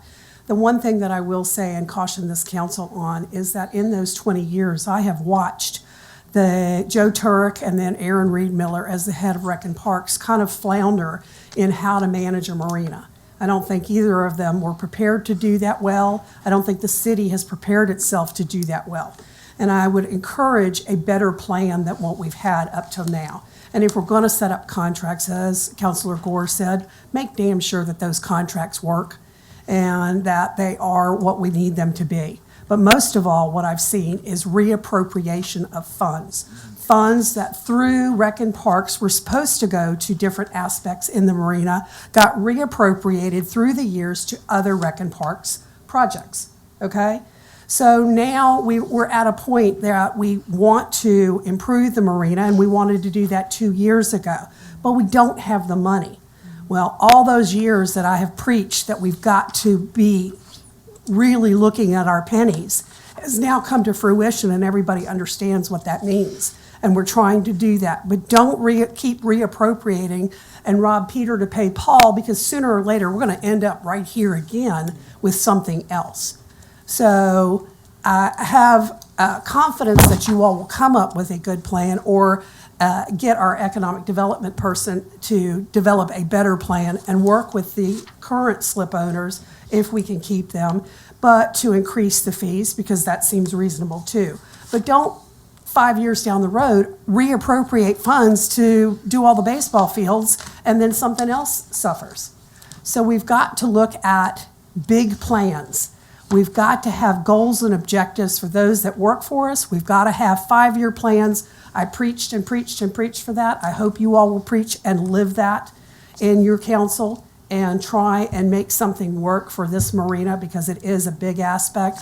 And as Wayne Walton always said, it's the river, stupid.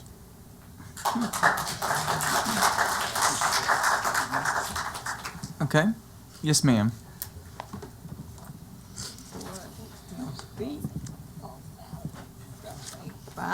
What was that? Darlene Thompson, Ward 6. I stand before you all today because this evening, because it was very disrespectful to me to have a second reading to adopt the budget, and the bills had already been sent out. Citizens has already started to pay on their real estate taxes. On top of the real estate taxes, we also got hit with the sewage. We also got hit with trash. And it seemed like no one thought about the citizens. All of this within 45 to 60 days, we have had to come up with how we are going to pay, these bills. And so many of our citizens here is on fixed income. They do not have it. And it was like a disregard. We called our board leaders, we called the city councilmen, we stressed our concerns, and it was like, y'all just gonna have to pay it. We gave you all a seat there on that day as to work on behalf of the citizens and this city. and for you all to come after the citizens, because we didn't spend the money. City council voted 90% of the time to spend this money recklessly. People came before them. People came before them. I asked my ward leader, I said, where are you all getting all of this money from? I budget mines at home, and I just seen you all spend recklessly. I mean, I'm not talking about $10, I'm talking about hundreds of thousands of dollars that you all have actually spent. Just someone coming before you all saying we all need, we all have bills to pay. And it should not be that it's on the back of these citizens to have to come up with this extra money. Last year, you all done an over-assessment of the real estate. Okay, they paid this, you all got $4.3 million. 4.2, y'all was only expecting 2, but you got $4.3 million. You came back, and this year, you're gonna get another 4.3. Then y'all had the audacity to increase the rate, the real estate rate. I'm telling you all need to come to your city council meetings, see who it is that y'all have sitting there working on you all's behalf, because it hasn't happened. In April, Mr. Branson stood before us, you all set a budget. Right after the next week, which always happened every year, he found $50,000. Then he turned around and found $145,000 because they wanted to finish that walk to the marina. Then last week, a week before last, he turned around and came back. The Whales wanted 170, they wanted 400 and some thousand. 3 minutes has passed. That's all right, we waived the rule. Okay. They wanted 400 and some thousand because when this city got $10 million, they didn't give make you a all motion not a to dime. waive the time. The for- citizens got nothing. We got nothing. We waived the rules. We got nothing, but we are getting the bill. And this should not be happening. You all need to come out. If you don't come out, the following Wednesday after this meeting, it is recorded. See who it is that you all are voting. Don't vote for them just because they are your friend or you know them. Look at their works on behalf of this city, because it's not happening. It's not happening. And it saddens me that each one of you all, a 4-3 vote, voted to increase the real estate taxes, the rate from 113 to 117. You increase the sewage, and you're gonna increase the tax rate. Something has to be done, and we are gonna have to start standing together because they are not working on our behalf.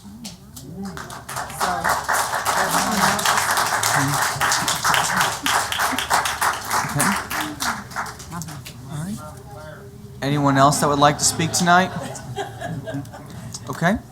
Hearing none, we are moving on to our public hearings. Mayor Barton, Yes, ma'am. I have 2 Oh, that's right. Yeah, public you do comments have the from 2. online. Yeah, go ahead and read those. Okay.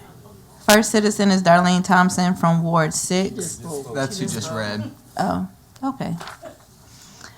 First one is Michael Nick from Ward 6. His subject is, how can city council and the city manager do this to our citizens? The message is, the very recent increase in real estate assessment, cigarettes and lodging and taxes, sewage and trash collection increase has reopened wounds felt by the citizens of Hopewell. Although I understand that an increase in taxes represents a revenue stream for the city, I wonder if leadership truly aware of how an increase places undue burden on many of our citizens who are already struggling to make ends meet and already trying to figure out how they're going to pay last year over assessments of their property value. They're living on a fixed income. I request that this city council and the city manager show a good faith effort to work with the citizens and find other ways to get funding for capital improvement by stopping the reckless spending. The citizens of Hopewell is requesting a town hall meeting with the city council and city manager created to allow for in-person conversation with the citizens, and efforts to proceed with this town hall meeting would be a positive attempt to enhance the ethical communication between Hopewell City and the city government. Please, city council, do something. Okay. All right, moving on to public hearings. Madam Clerk, will you please read the statement? All persons addressing council shall step to the microphone, give name, and if they reside in Hopewell, their ward number, and limit comments to 3 minutes. No one may address council more than once per meeting unless granted permission by the presiding officer. Speakers address council as a body, not individual councilors. Questions are asked of councilors and staff through the presiding officer. Any person who makes personal, impertinent, abusive, or slanderous statements or incites disorderly conduct in the council chamber may be reprimanded by the presiding officer and removed from the meeting upon a majority vote of councilors present, excluding any councilor who is the subject of the motion. See Rules 405 and 406. Okay. Our first public hearing is on the school's budget for fiscal year 25. Dr. Manker? Mr. Mayor and members of City Council, tonight we have the schools here represented by the Finance Director. Ms. Janelle, you can make your way to the mic when you're able to request an amendment for FY '24 School Board Operating Cafeteria Fund budget. And this budget amendment is to increase where they have received funding throughout the year. And so it is customary that we make a budget adjustment. Janelle, the floor is yours. Thank you. Good evening. The schools have approved supplemental appropriation in the amount of $6,906,521 to our fiscal year 24 budget, which is our current budget. $6,427,940 is to the operating fund, and $478,581 is to the cafeteria fund. Now, these are for multiple grants that came up during the year that we did not have when we first developed our budget. And also some of them were grants that are built in that we have to estimate the amount because we don't get the actual award notices for our federal grants until September or October. So we build in an estimate and then we have to come back and add more. So we make it, so we true it up basically so we have the actual amount. So the different grants that we received were the School Security Officer Grant, Title I Grant, Title III Grant, Title IV Grant, the Perkins Grant, the CARES Grant, there's a School-Based Health Workforce Grant, there's a Year-Round Schools Grant. We had some state construction funds that we carried over. There was a grant from VCU. There were some additional state funds we received earlier in the year. We have a School Security Equipment Grant, we have a Stronger Connections Grant, a Department of Behavioral Health and Developmental Services Grant, an ESSER Apprentice Grant as well. I think that's all of them.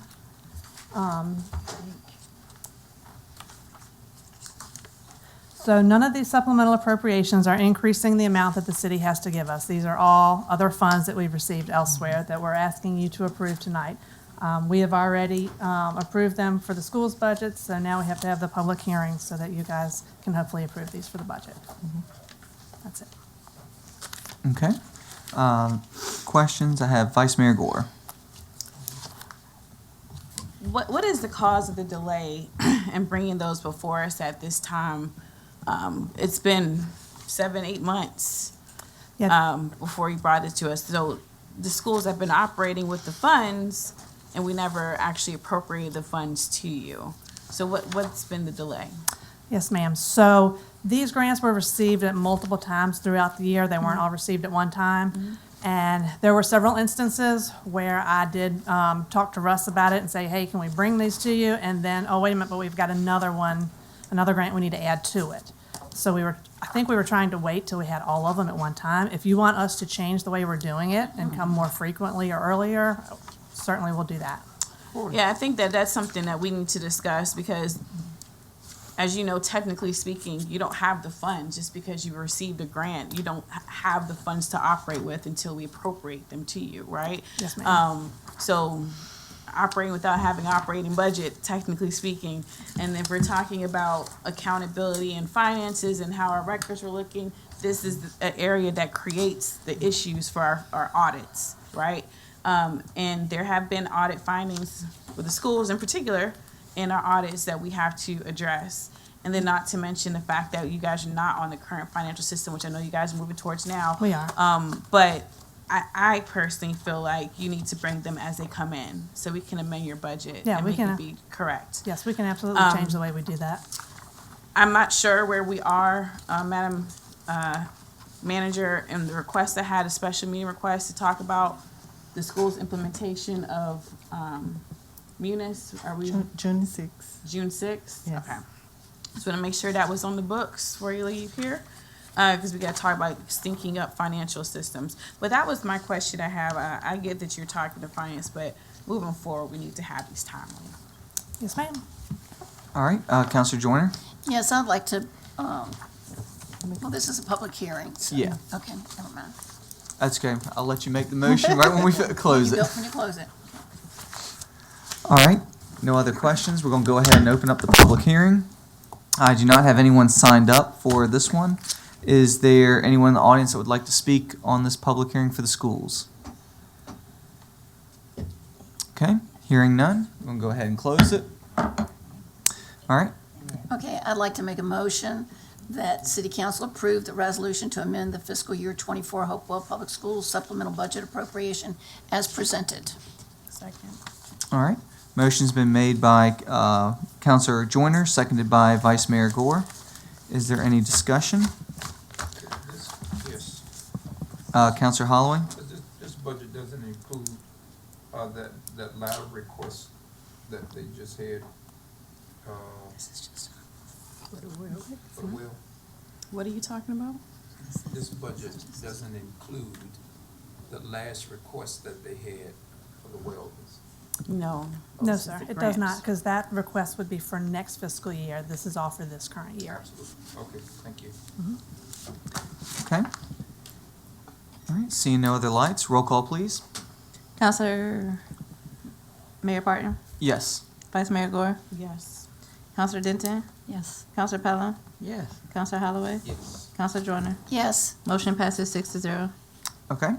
Moving on to public hearing number 2, the proposed FY25 budget, second reading. Dr. Manker. Mr. Mayor and members of City Council, before I begin, I just want to do a mic check for Mr. Branson. Are you available? Are you there?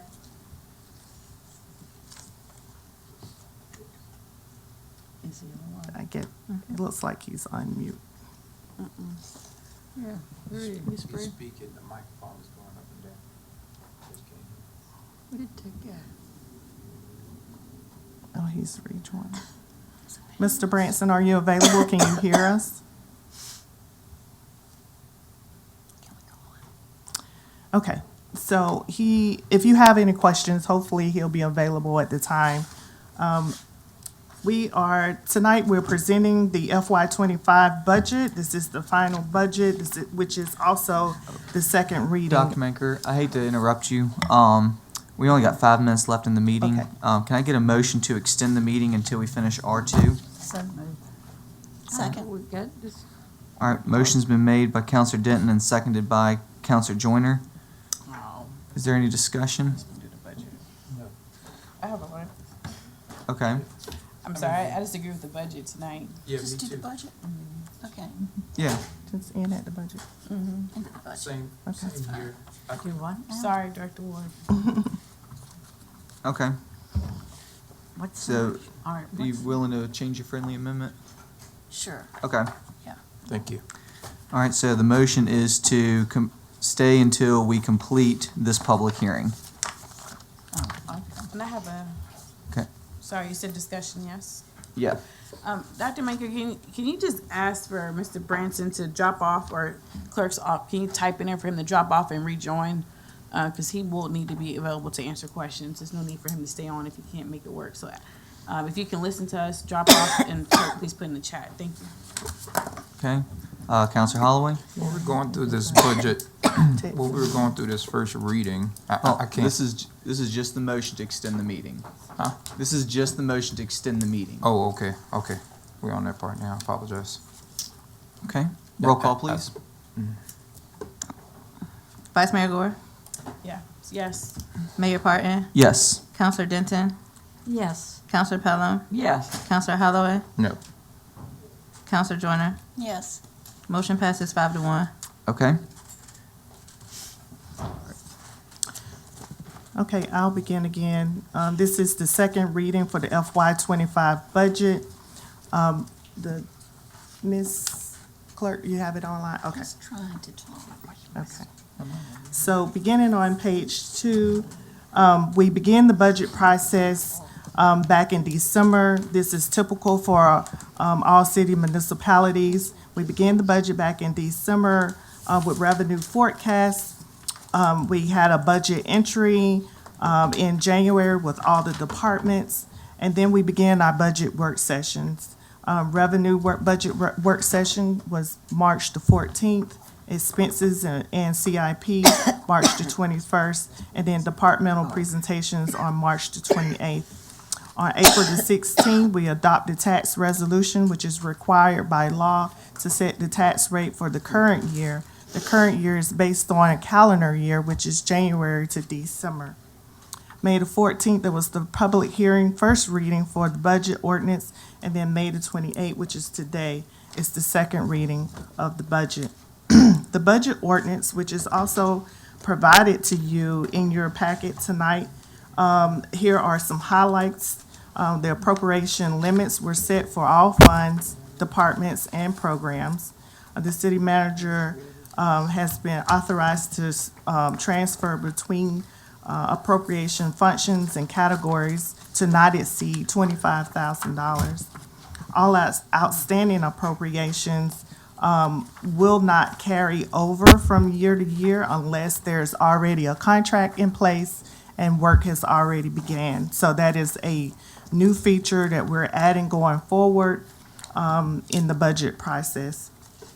On page 5, you have the expenses by category.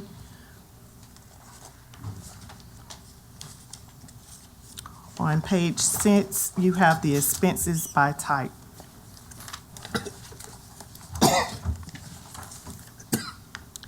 Moving on to page 7, here are the capital projects. Public Works, Fire, Police, Recreation, and IT. We're only asking for funding to fund those federal projects that the city has, over the previous 5 years, made commitments to. The city portion of that is $1.9 million. Federal aid is 1.6, VDOT is 267, and stormwater fees is 904. And that gives us the total 4.7 in the capital projects.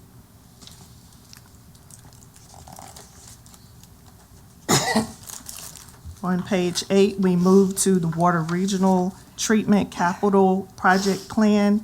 They are, and just for the public knowledge, they are a self-sufficient department, and so their budget is created with that in mind, and so their capital project is $9.6 billion.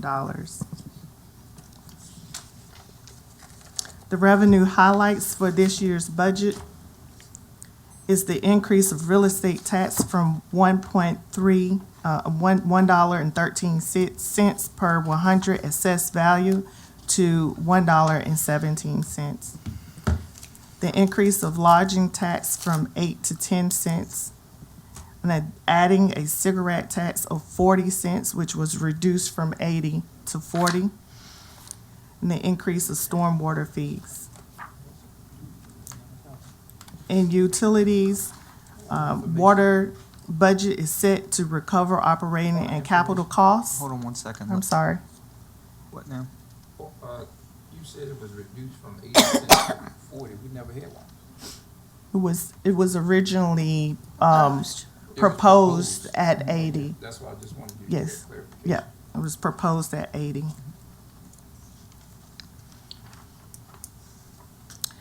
For schools, I'm not sure, I don't think they've received their state budget yet, but the city contribution is remaining flat. We did add that 130,000 to the contribution for what the city has already committed towards the well. The original budget was 13.5, and then that additional 130 is the city's commitment. Hopewell Water Regional Water has an operating budget of 18 million this year and capital of 9.6. Industry partners are required to fund the debt service for regional water, and this is approximately $1 million for FY25. The implementation of the FY25 budget will go in effect July 1st, 2025. And the finance department is currently preparing to roll over any encumbered budgeting funds. And then the budget book, we're working hard to have the budget book out early this year on June the 30th. The next page you have is the budget resolution. And tonight, we are asking the council to adopt the budget on the second reading. But before that, I yield the floor to Mr. Russ Branson to take any questions. Okay. Counselor Holloway? I don't agree with approving the budget on tonight. We were, on that first reading, we were starting to discuss different things as a breakdown. And one of the major things that we are facing right now already is the fact that a lot of things seem to have been rushed into in the past, and then all of the issues end up given over to the citizens. We had the first reading and we began to break down certain things, and we said that we would save those questions, comments, and breakdown for the next time that we met about this budget, and we're not doing that tonight. I don't think it appropriate to rush through and approve this budget without us having real conversation jointly together in regards to this meeting. So I will hope that we don't rush to pass this budget again and fall into the trap of the same thing that we've had going on for the last few years. Thank you. Okay. Counselor Denton? Can I make the motion? We gotta do the public hearing first. Okay. No, I No, I'll can't. let you I don't have- put you on speaker. Okay, I'll let you have first crack at it. thank you. Okay. Are there any other questions or comments for Mr. Branson or for Dr. Manker? Okay, hearing none, we're gonna go ahead and open up the public hearing. Are there anyone in the audience that would like to speak on this public hearing since I don't have anyone signed up? Okay, hearing none. Me. Oh, go ahead. I thought that's what I was speaking on before, but, as, For the record, can you state your name and what ward you live in? Ward 6. Thank you. As Councilman Holloway said, I feel like you all need to take a look at, y'all have found money. I have listened to you all, you know, you came up with close to another $300,000 or $400,000 that you all was able to find suddenly from share, salary savings or what have you. And I just feel that you all need to take a harder look at, you know, where this money could come from before you all decide that you all are going to approve this budget. I think that it was a rush. You all always finish the budget around June the 30th.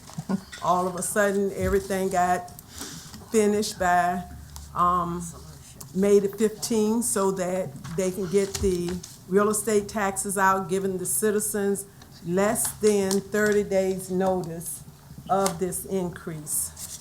And it really shouldn't happen. And on top of that, like I said, the sewage and the trash collection.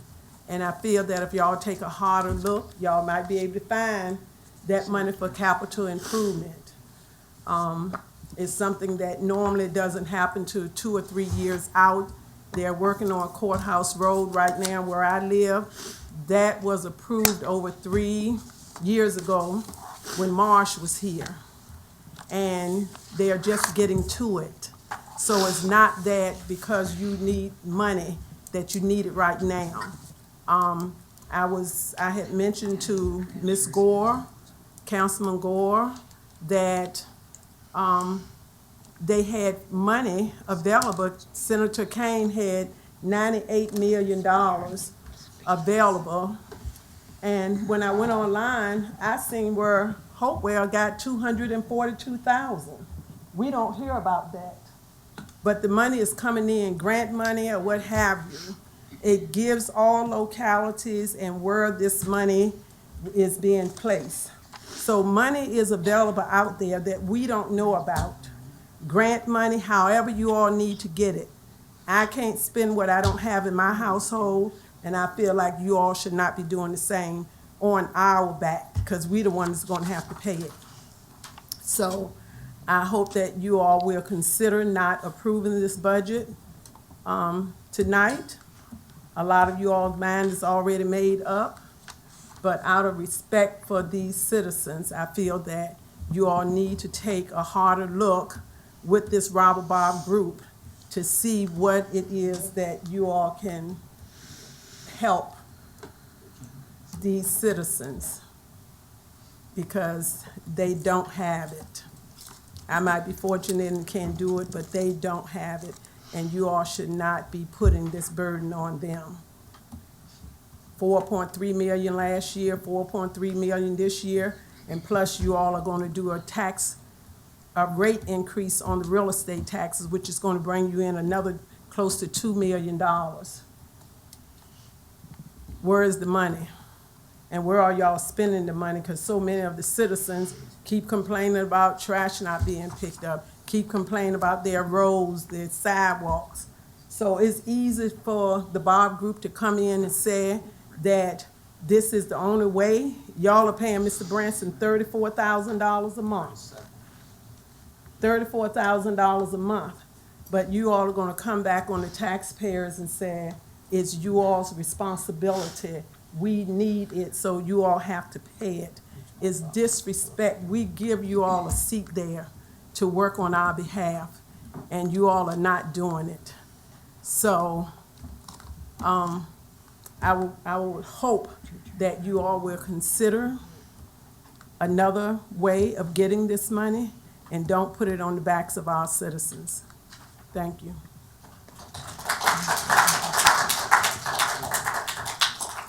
Okay. Is there anyone else that would like to speak tonight? Okay. Seeing none. Go ahead and close the public hearing. Counselor Denton?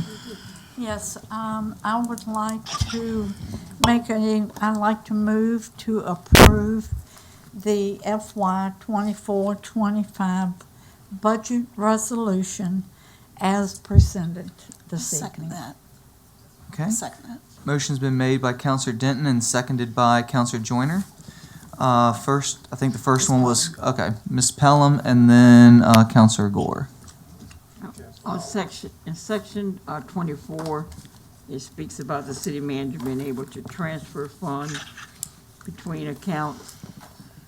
I thought that was limited to a certain amount of money. 25,000. On section 24 on page 12. Is that for you can transfer unlimited money between accounts? 25. But it's not in here, amount is not listed. What page are you on? Huh? You're in the budget resolution? Yeah. Section 24. Mr. Branson, can you hear the question? Yes, the question is that there's 25,000 you can move appropriation between functions and categories. So we need to put that amount in this section, correct? It's in another section. Section She's 24 indicated that it's not in the current budget no larger resolution. than $25,000. Okay, let me look quickly, hold on. It's in here.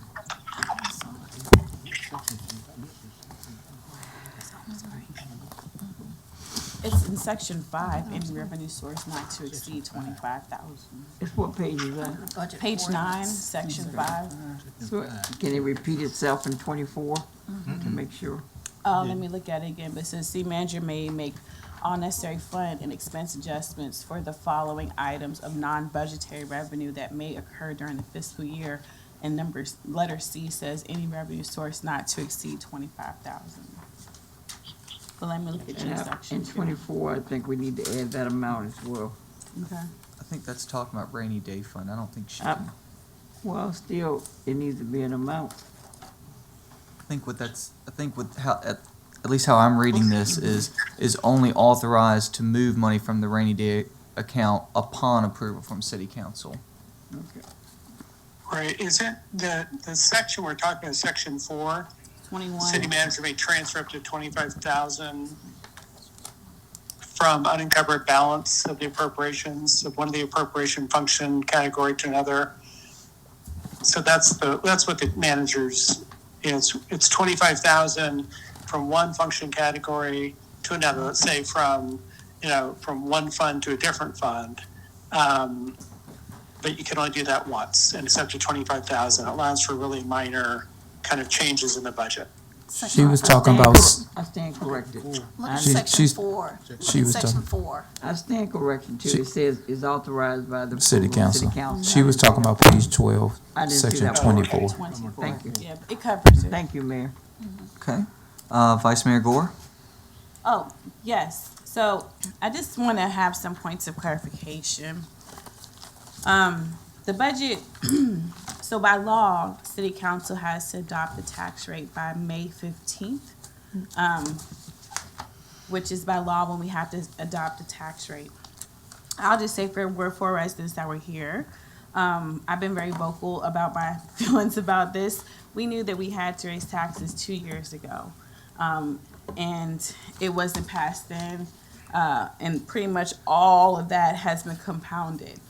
That being said, I still did not vote to raise taxes this year. I also voted against the trash contract. Right. I also voted against the stormwater fees that was mentioned. So I think it's important for people to understand, hopefully council members will speak and share their position on why they voted the way that they did. My personal opinion is we knew this coming in, and steps weren't taken for accountability to address the issues at hand to avoid this. So I'm not going to be on the record voting for something that, in my opinion, was preventable.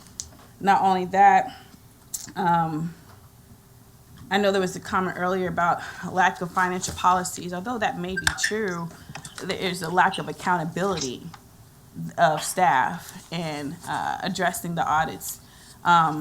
And unfortunately, the city manager that we have now has pretty much been given a big bow and a box to say, fix all these problems while you're the new city manager, which will cause a lot of people to be upset in regards to the steps she's taking because she has to do it because it wasn't been done before. It's been put on her shoulders. But in regards to that, one of the things I did mention when we talked about this is I'm calling a special meeting, work with the city manager on this. Thank you, Dr. Manker. In regards to delinquent taxes, tax collection, because the point was made, we pay taxes, people pay taxes, so why is this being put on their shoulders, right? Well, we have a large amount of people who have not paid taxes, to include businesses that have continuously been in operation. Meanwhile, we're having to recoup funds. So I asked for a special meeting to talk about the categories of delinquency and what is that number, what's the accountability for that. In addition, I asked for discussion regarding our contracts. We have contracts on file that needs to be reviewed. We have agreements that are gentlemen's agreements that people have just been operating off of for years, status quo. And I feel like all of those need to be reviewed because we're issuing out monies and we're really not sure what we're paying for, how we're paying for it. Case in point, the marina contract. I brought that up year after year after year and nothing was done. So that's why I say accountability is the issue. It depends on who you are, who you know, and whether something gets done about it or not. So looking at the contracts, also looking at how we're procuring contracts.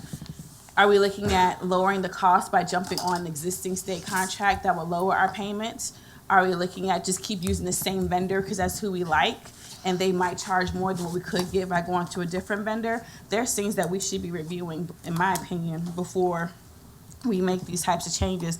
And again, I'm not just saying this year because I've heard people say, well, I heard a resident in the audience right now actually say, she's only saying because it was a tax year. You go back and look at last 2 years, I've been very consistent. I've said the same thing year after year in regards to my position. So I feel like that needs to be looked at before I can support an increase. But also I would say I do have on the agenda to look at the senior tax relief, to look at that amount and that percentage that we currently have on file. It appears that it may not be balanced out because of inflation. So I have that for council to consider, increasing that tax relief amount, as well as the car decal that citizens pay when we don't need to have a decal for Hopewell. And so I have that on the agenda as well to reduce the amount of money people have to pay for taxes. And hopefully we get some support for next year to have that implemented along with Councilor Pelham. She also is working on those two things with me. So the last thing I'll say is, again, people will say what their position is or why they decide to do what they're doing. But I do want to say, since my name was mentioned also in the comments, it's important when we say you all or council, yes, we as a body make decisions, but if citizens have issues with something that's being done or said, they need to address their counselor.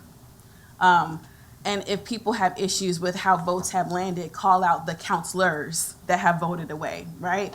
Because there's comments, there was a 4-3 vote, but it's a you all sat here and did this. Nope, 4 people voted for this.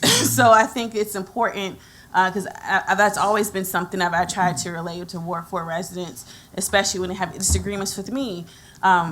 Don't make general statements, because that is, so we ask for people to be representatives of how we feel, what the positions of our residents. Want to make sure you match that energy to make sure that the people who are trying to adhere to what people are saying, it depends on the issues, right?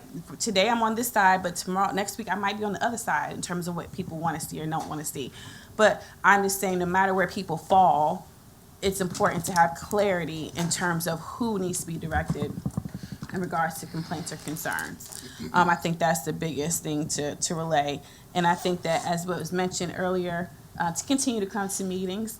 I'm streaming this. I stream the council meetings to make sure people can see them on my page. We do have Council Live on our city's website, on our homepage. If you can't come here, you can always join via your phone, wherever you are, to be able to watch. And then also, I would say, look at our minutes. Because it's important to watch what people do, not what they say. And I've always said that they'll say something, but you gotta look at what the vote says. And so, again, people will say their position. I'm not trying to make anyone feel one way or another. I just want to clarify my actions. And I also say when it came to trash collection, I was against that contract from the beginning. So I didn't agree with the contract. I didn't agree with the recent payment for that contract for multiple points that was raised. So, last thing I'll say, at the end of the day, tax rate is set, unfortunately. So that means bills have gone out. Whether or not the budget is passed is not going to reduce the tax rate. It's just operating off of the budget that we have set. Now, what could be done is pulling back projects that maybe have some other offsets, but we have to have an operating budget by law soon. So I believe it's going to pass. I support the budget itself in terms of what's in it. I do think there's other ways to go around getting the funds to pay for it, but the budget, I do support. So I just want to be clear on that, but I did not support raising taxes. And I agree, it's a lot of things hit at one time. Trash bills increase, stormwater increase, all the other taxes increase, a new tax on the books. I get it. So I appreciate those who came out tonight and stayed around. I just want to be clear, I'm voting for the documents, not the taxes. Thank you. Okay. Counselor Holloway, then Counselor Joyner. Absolutely. Ditto almost 100% of what the Vice Mayor said tonight. I too did not vote. I definitely voted against the raising of the taxes. I see so many people who are on a fixed income, and my heart bleeds, especially for those people. And to me, just bluntly speaking, it just seemed like a smack in the face. as one of the citizens had got up and spoken to the fact that just like council overall did not listen to the citizens, it's kind of scary. I know what's needed. We were told what's needed, but it didn't even seem like there wasn't an agreement to even attempt to go back and look and see if we could do this another way. But as Vice Mayor said, we are at the place now voting for a budget tonight with the taxes already have been set in place. And I did request a while back for the same thing that you were speaking about in regards to, number one, some type of relief for our citizens who are on fixed income, be it disability, senior citizens, anything of that nature that we can help out in the area, low-income families. It needs to happen. You're causing people to suffer in extreme ways. People who are buying medicine, as a couple of ladies had spoke on last time, I think they're here tonight, struggling to get food and so forth. So I pray that we can submit some type of an extension. Like the Vice Mayor said, go after those who are especially more than capable of paying taxes and who have not paid the taxes, and is furthering the burden, because that's the real conversation right there. The real conversation is many of the bigger businesses who are able to pay taxes who have delayed on it. That also causes us to make decisions that we all, I don't, if I speak honestly, and I could be corrected by any person, I honestly don't think any counselor on that is sitting up here really wanted to raise taxes, whether or not they voted to. Some people just truly believe that because of what we inherited, we had no choice but to go that direction. But going forward, it is my hope and my prayer that, as the lady had spoken about on the house here, it is my hope and prayer that we make best of what we can with what we have inherited. Because this didn't just come 1 year, 2 years ago. This problem that the Robert Bob Group is looking into has been here for a long time, and it's like us sitting in this seat right now we're catching the blunt of it being our fault. And it's just the truth that we just got here. Some of us just got here. There's some been here a while, but as Vice Mayor stated, been speaking against some of these things for a long time. So prayerfully going forward, we'll take deeper dives into these budgeting process, and I believe we're bringing hope back to Hopewell. Thank you. Okay, Councilor Joyner? I don't have a lot to add. I did want to just say that one of the things that's been mentioned has to do with the assessments last year, some of the large assessments.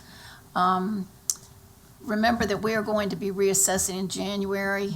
Some of these assessments may even go down. And we also have the ability to adjust those tax rates. We went up 4 cents, I think it was 4 cents. For most people, that amounts to about $55 a year, based upon the average value of a home in Hopewell. So it's, it sounds like a lot, but we tried to minimize as much as we could the impact on the citizens, but there were certainly attendant pressures. But I would remind everybody that these things will be reassessed in January. So, and at that time, you can take a look at your assessment, and you can appeal for back to 3 years. So I encourage you to, when those assessments come, do take a look at them. Okay? Thank you. Okay. All right, I don't see any other lights. Roll call, please. Counselor Harris? Yes. Mayor Parton? Yes. Vice Mayor Gore? Yes. Counselor Denton? Yes. Counselor Pelham? No. Counselor Holloway? Unfortunately, yes. Counselor Joyner? Yes. Motion passes 6-1. Okay. All right, meeting has automatically adjourned.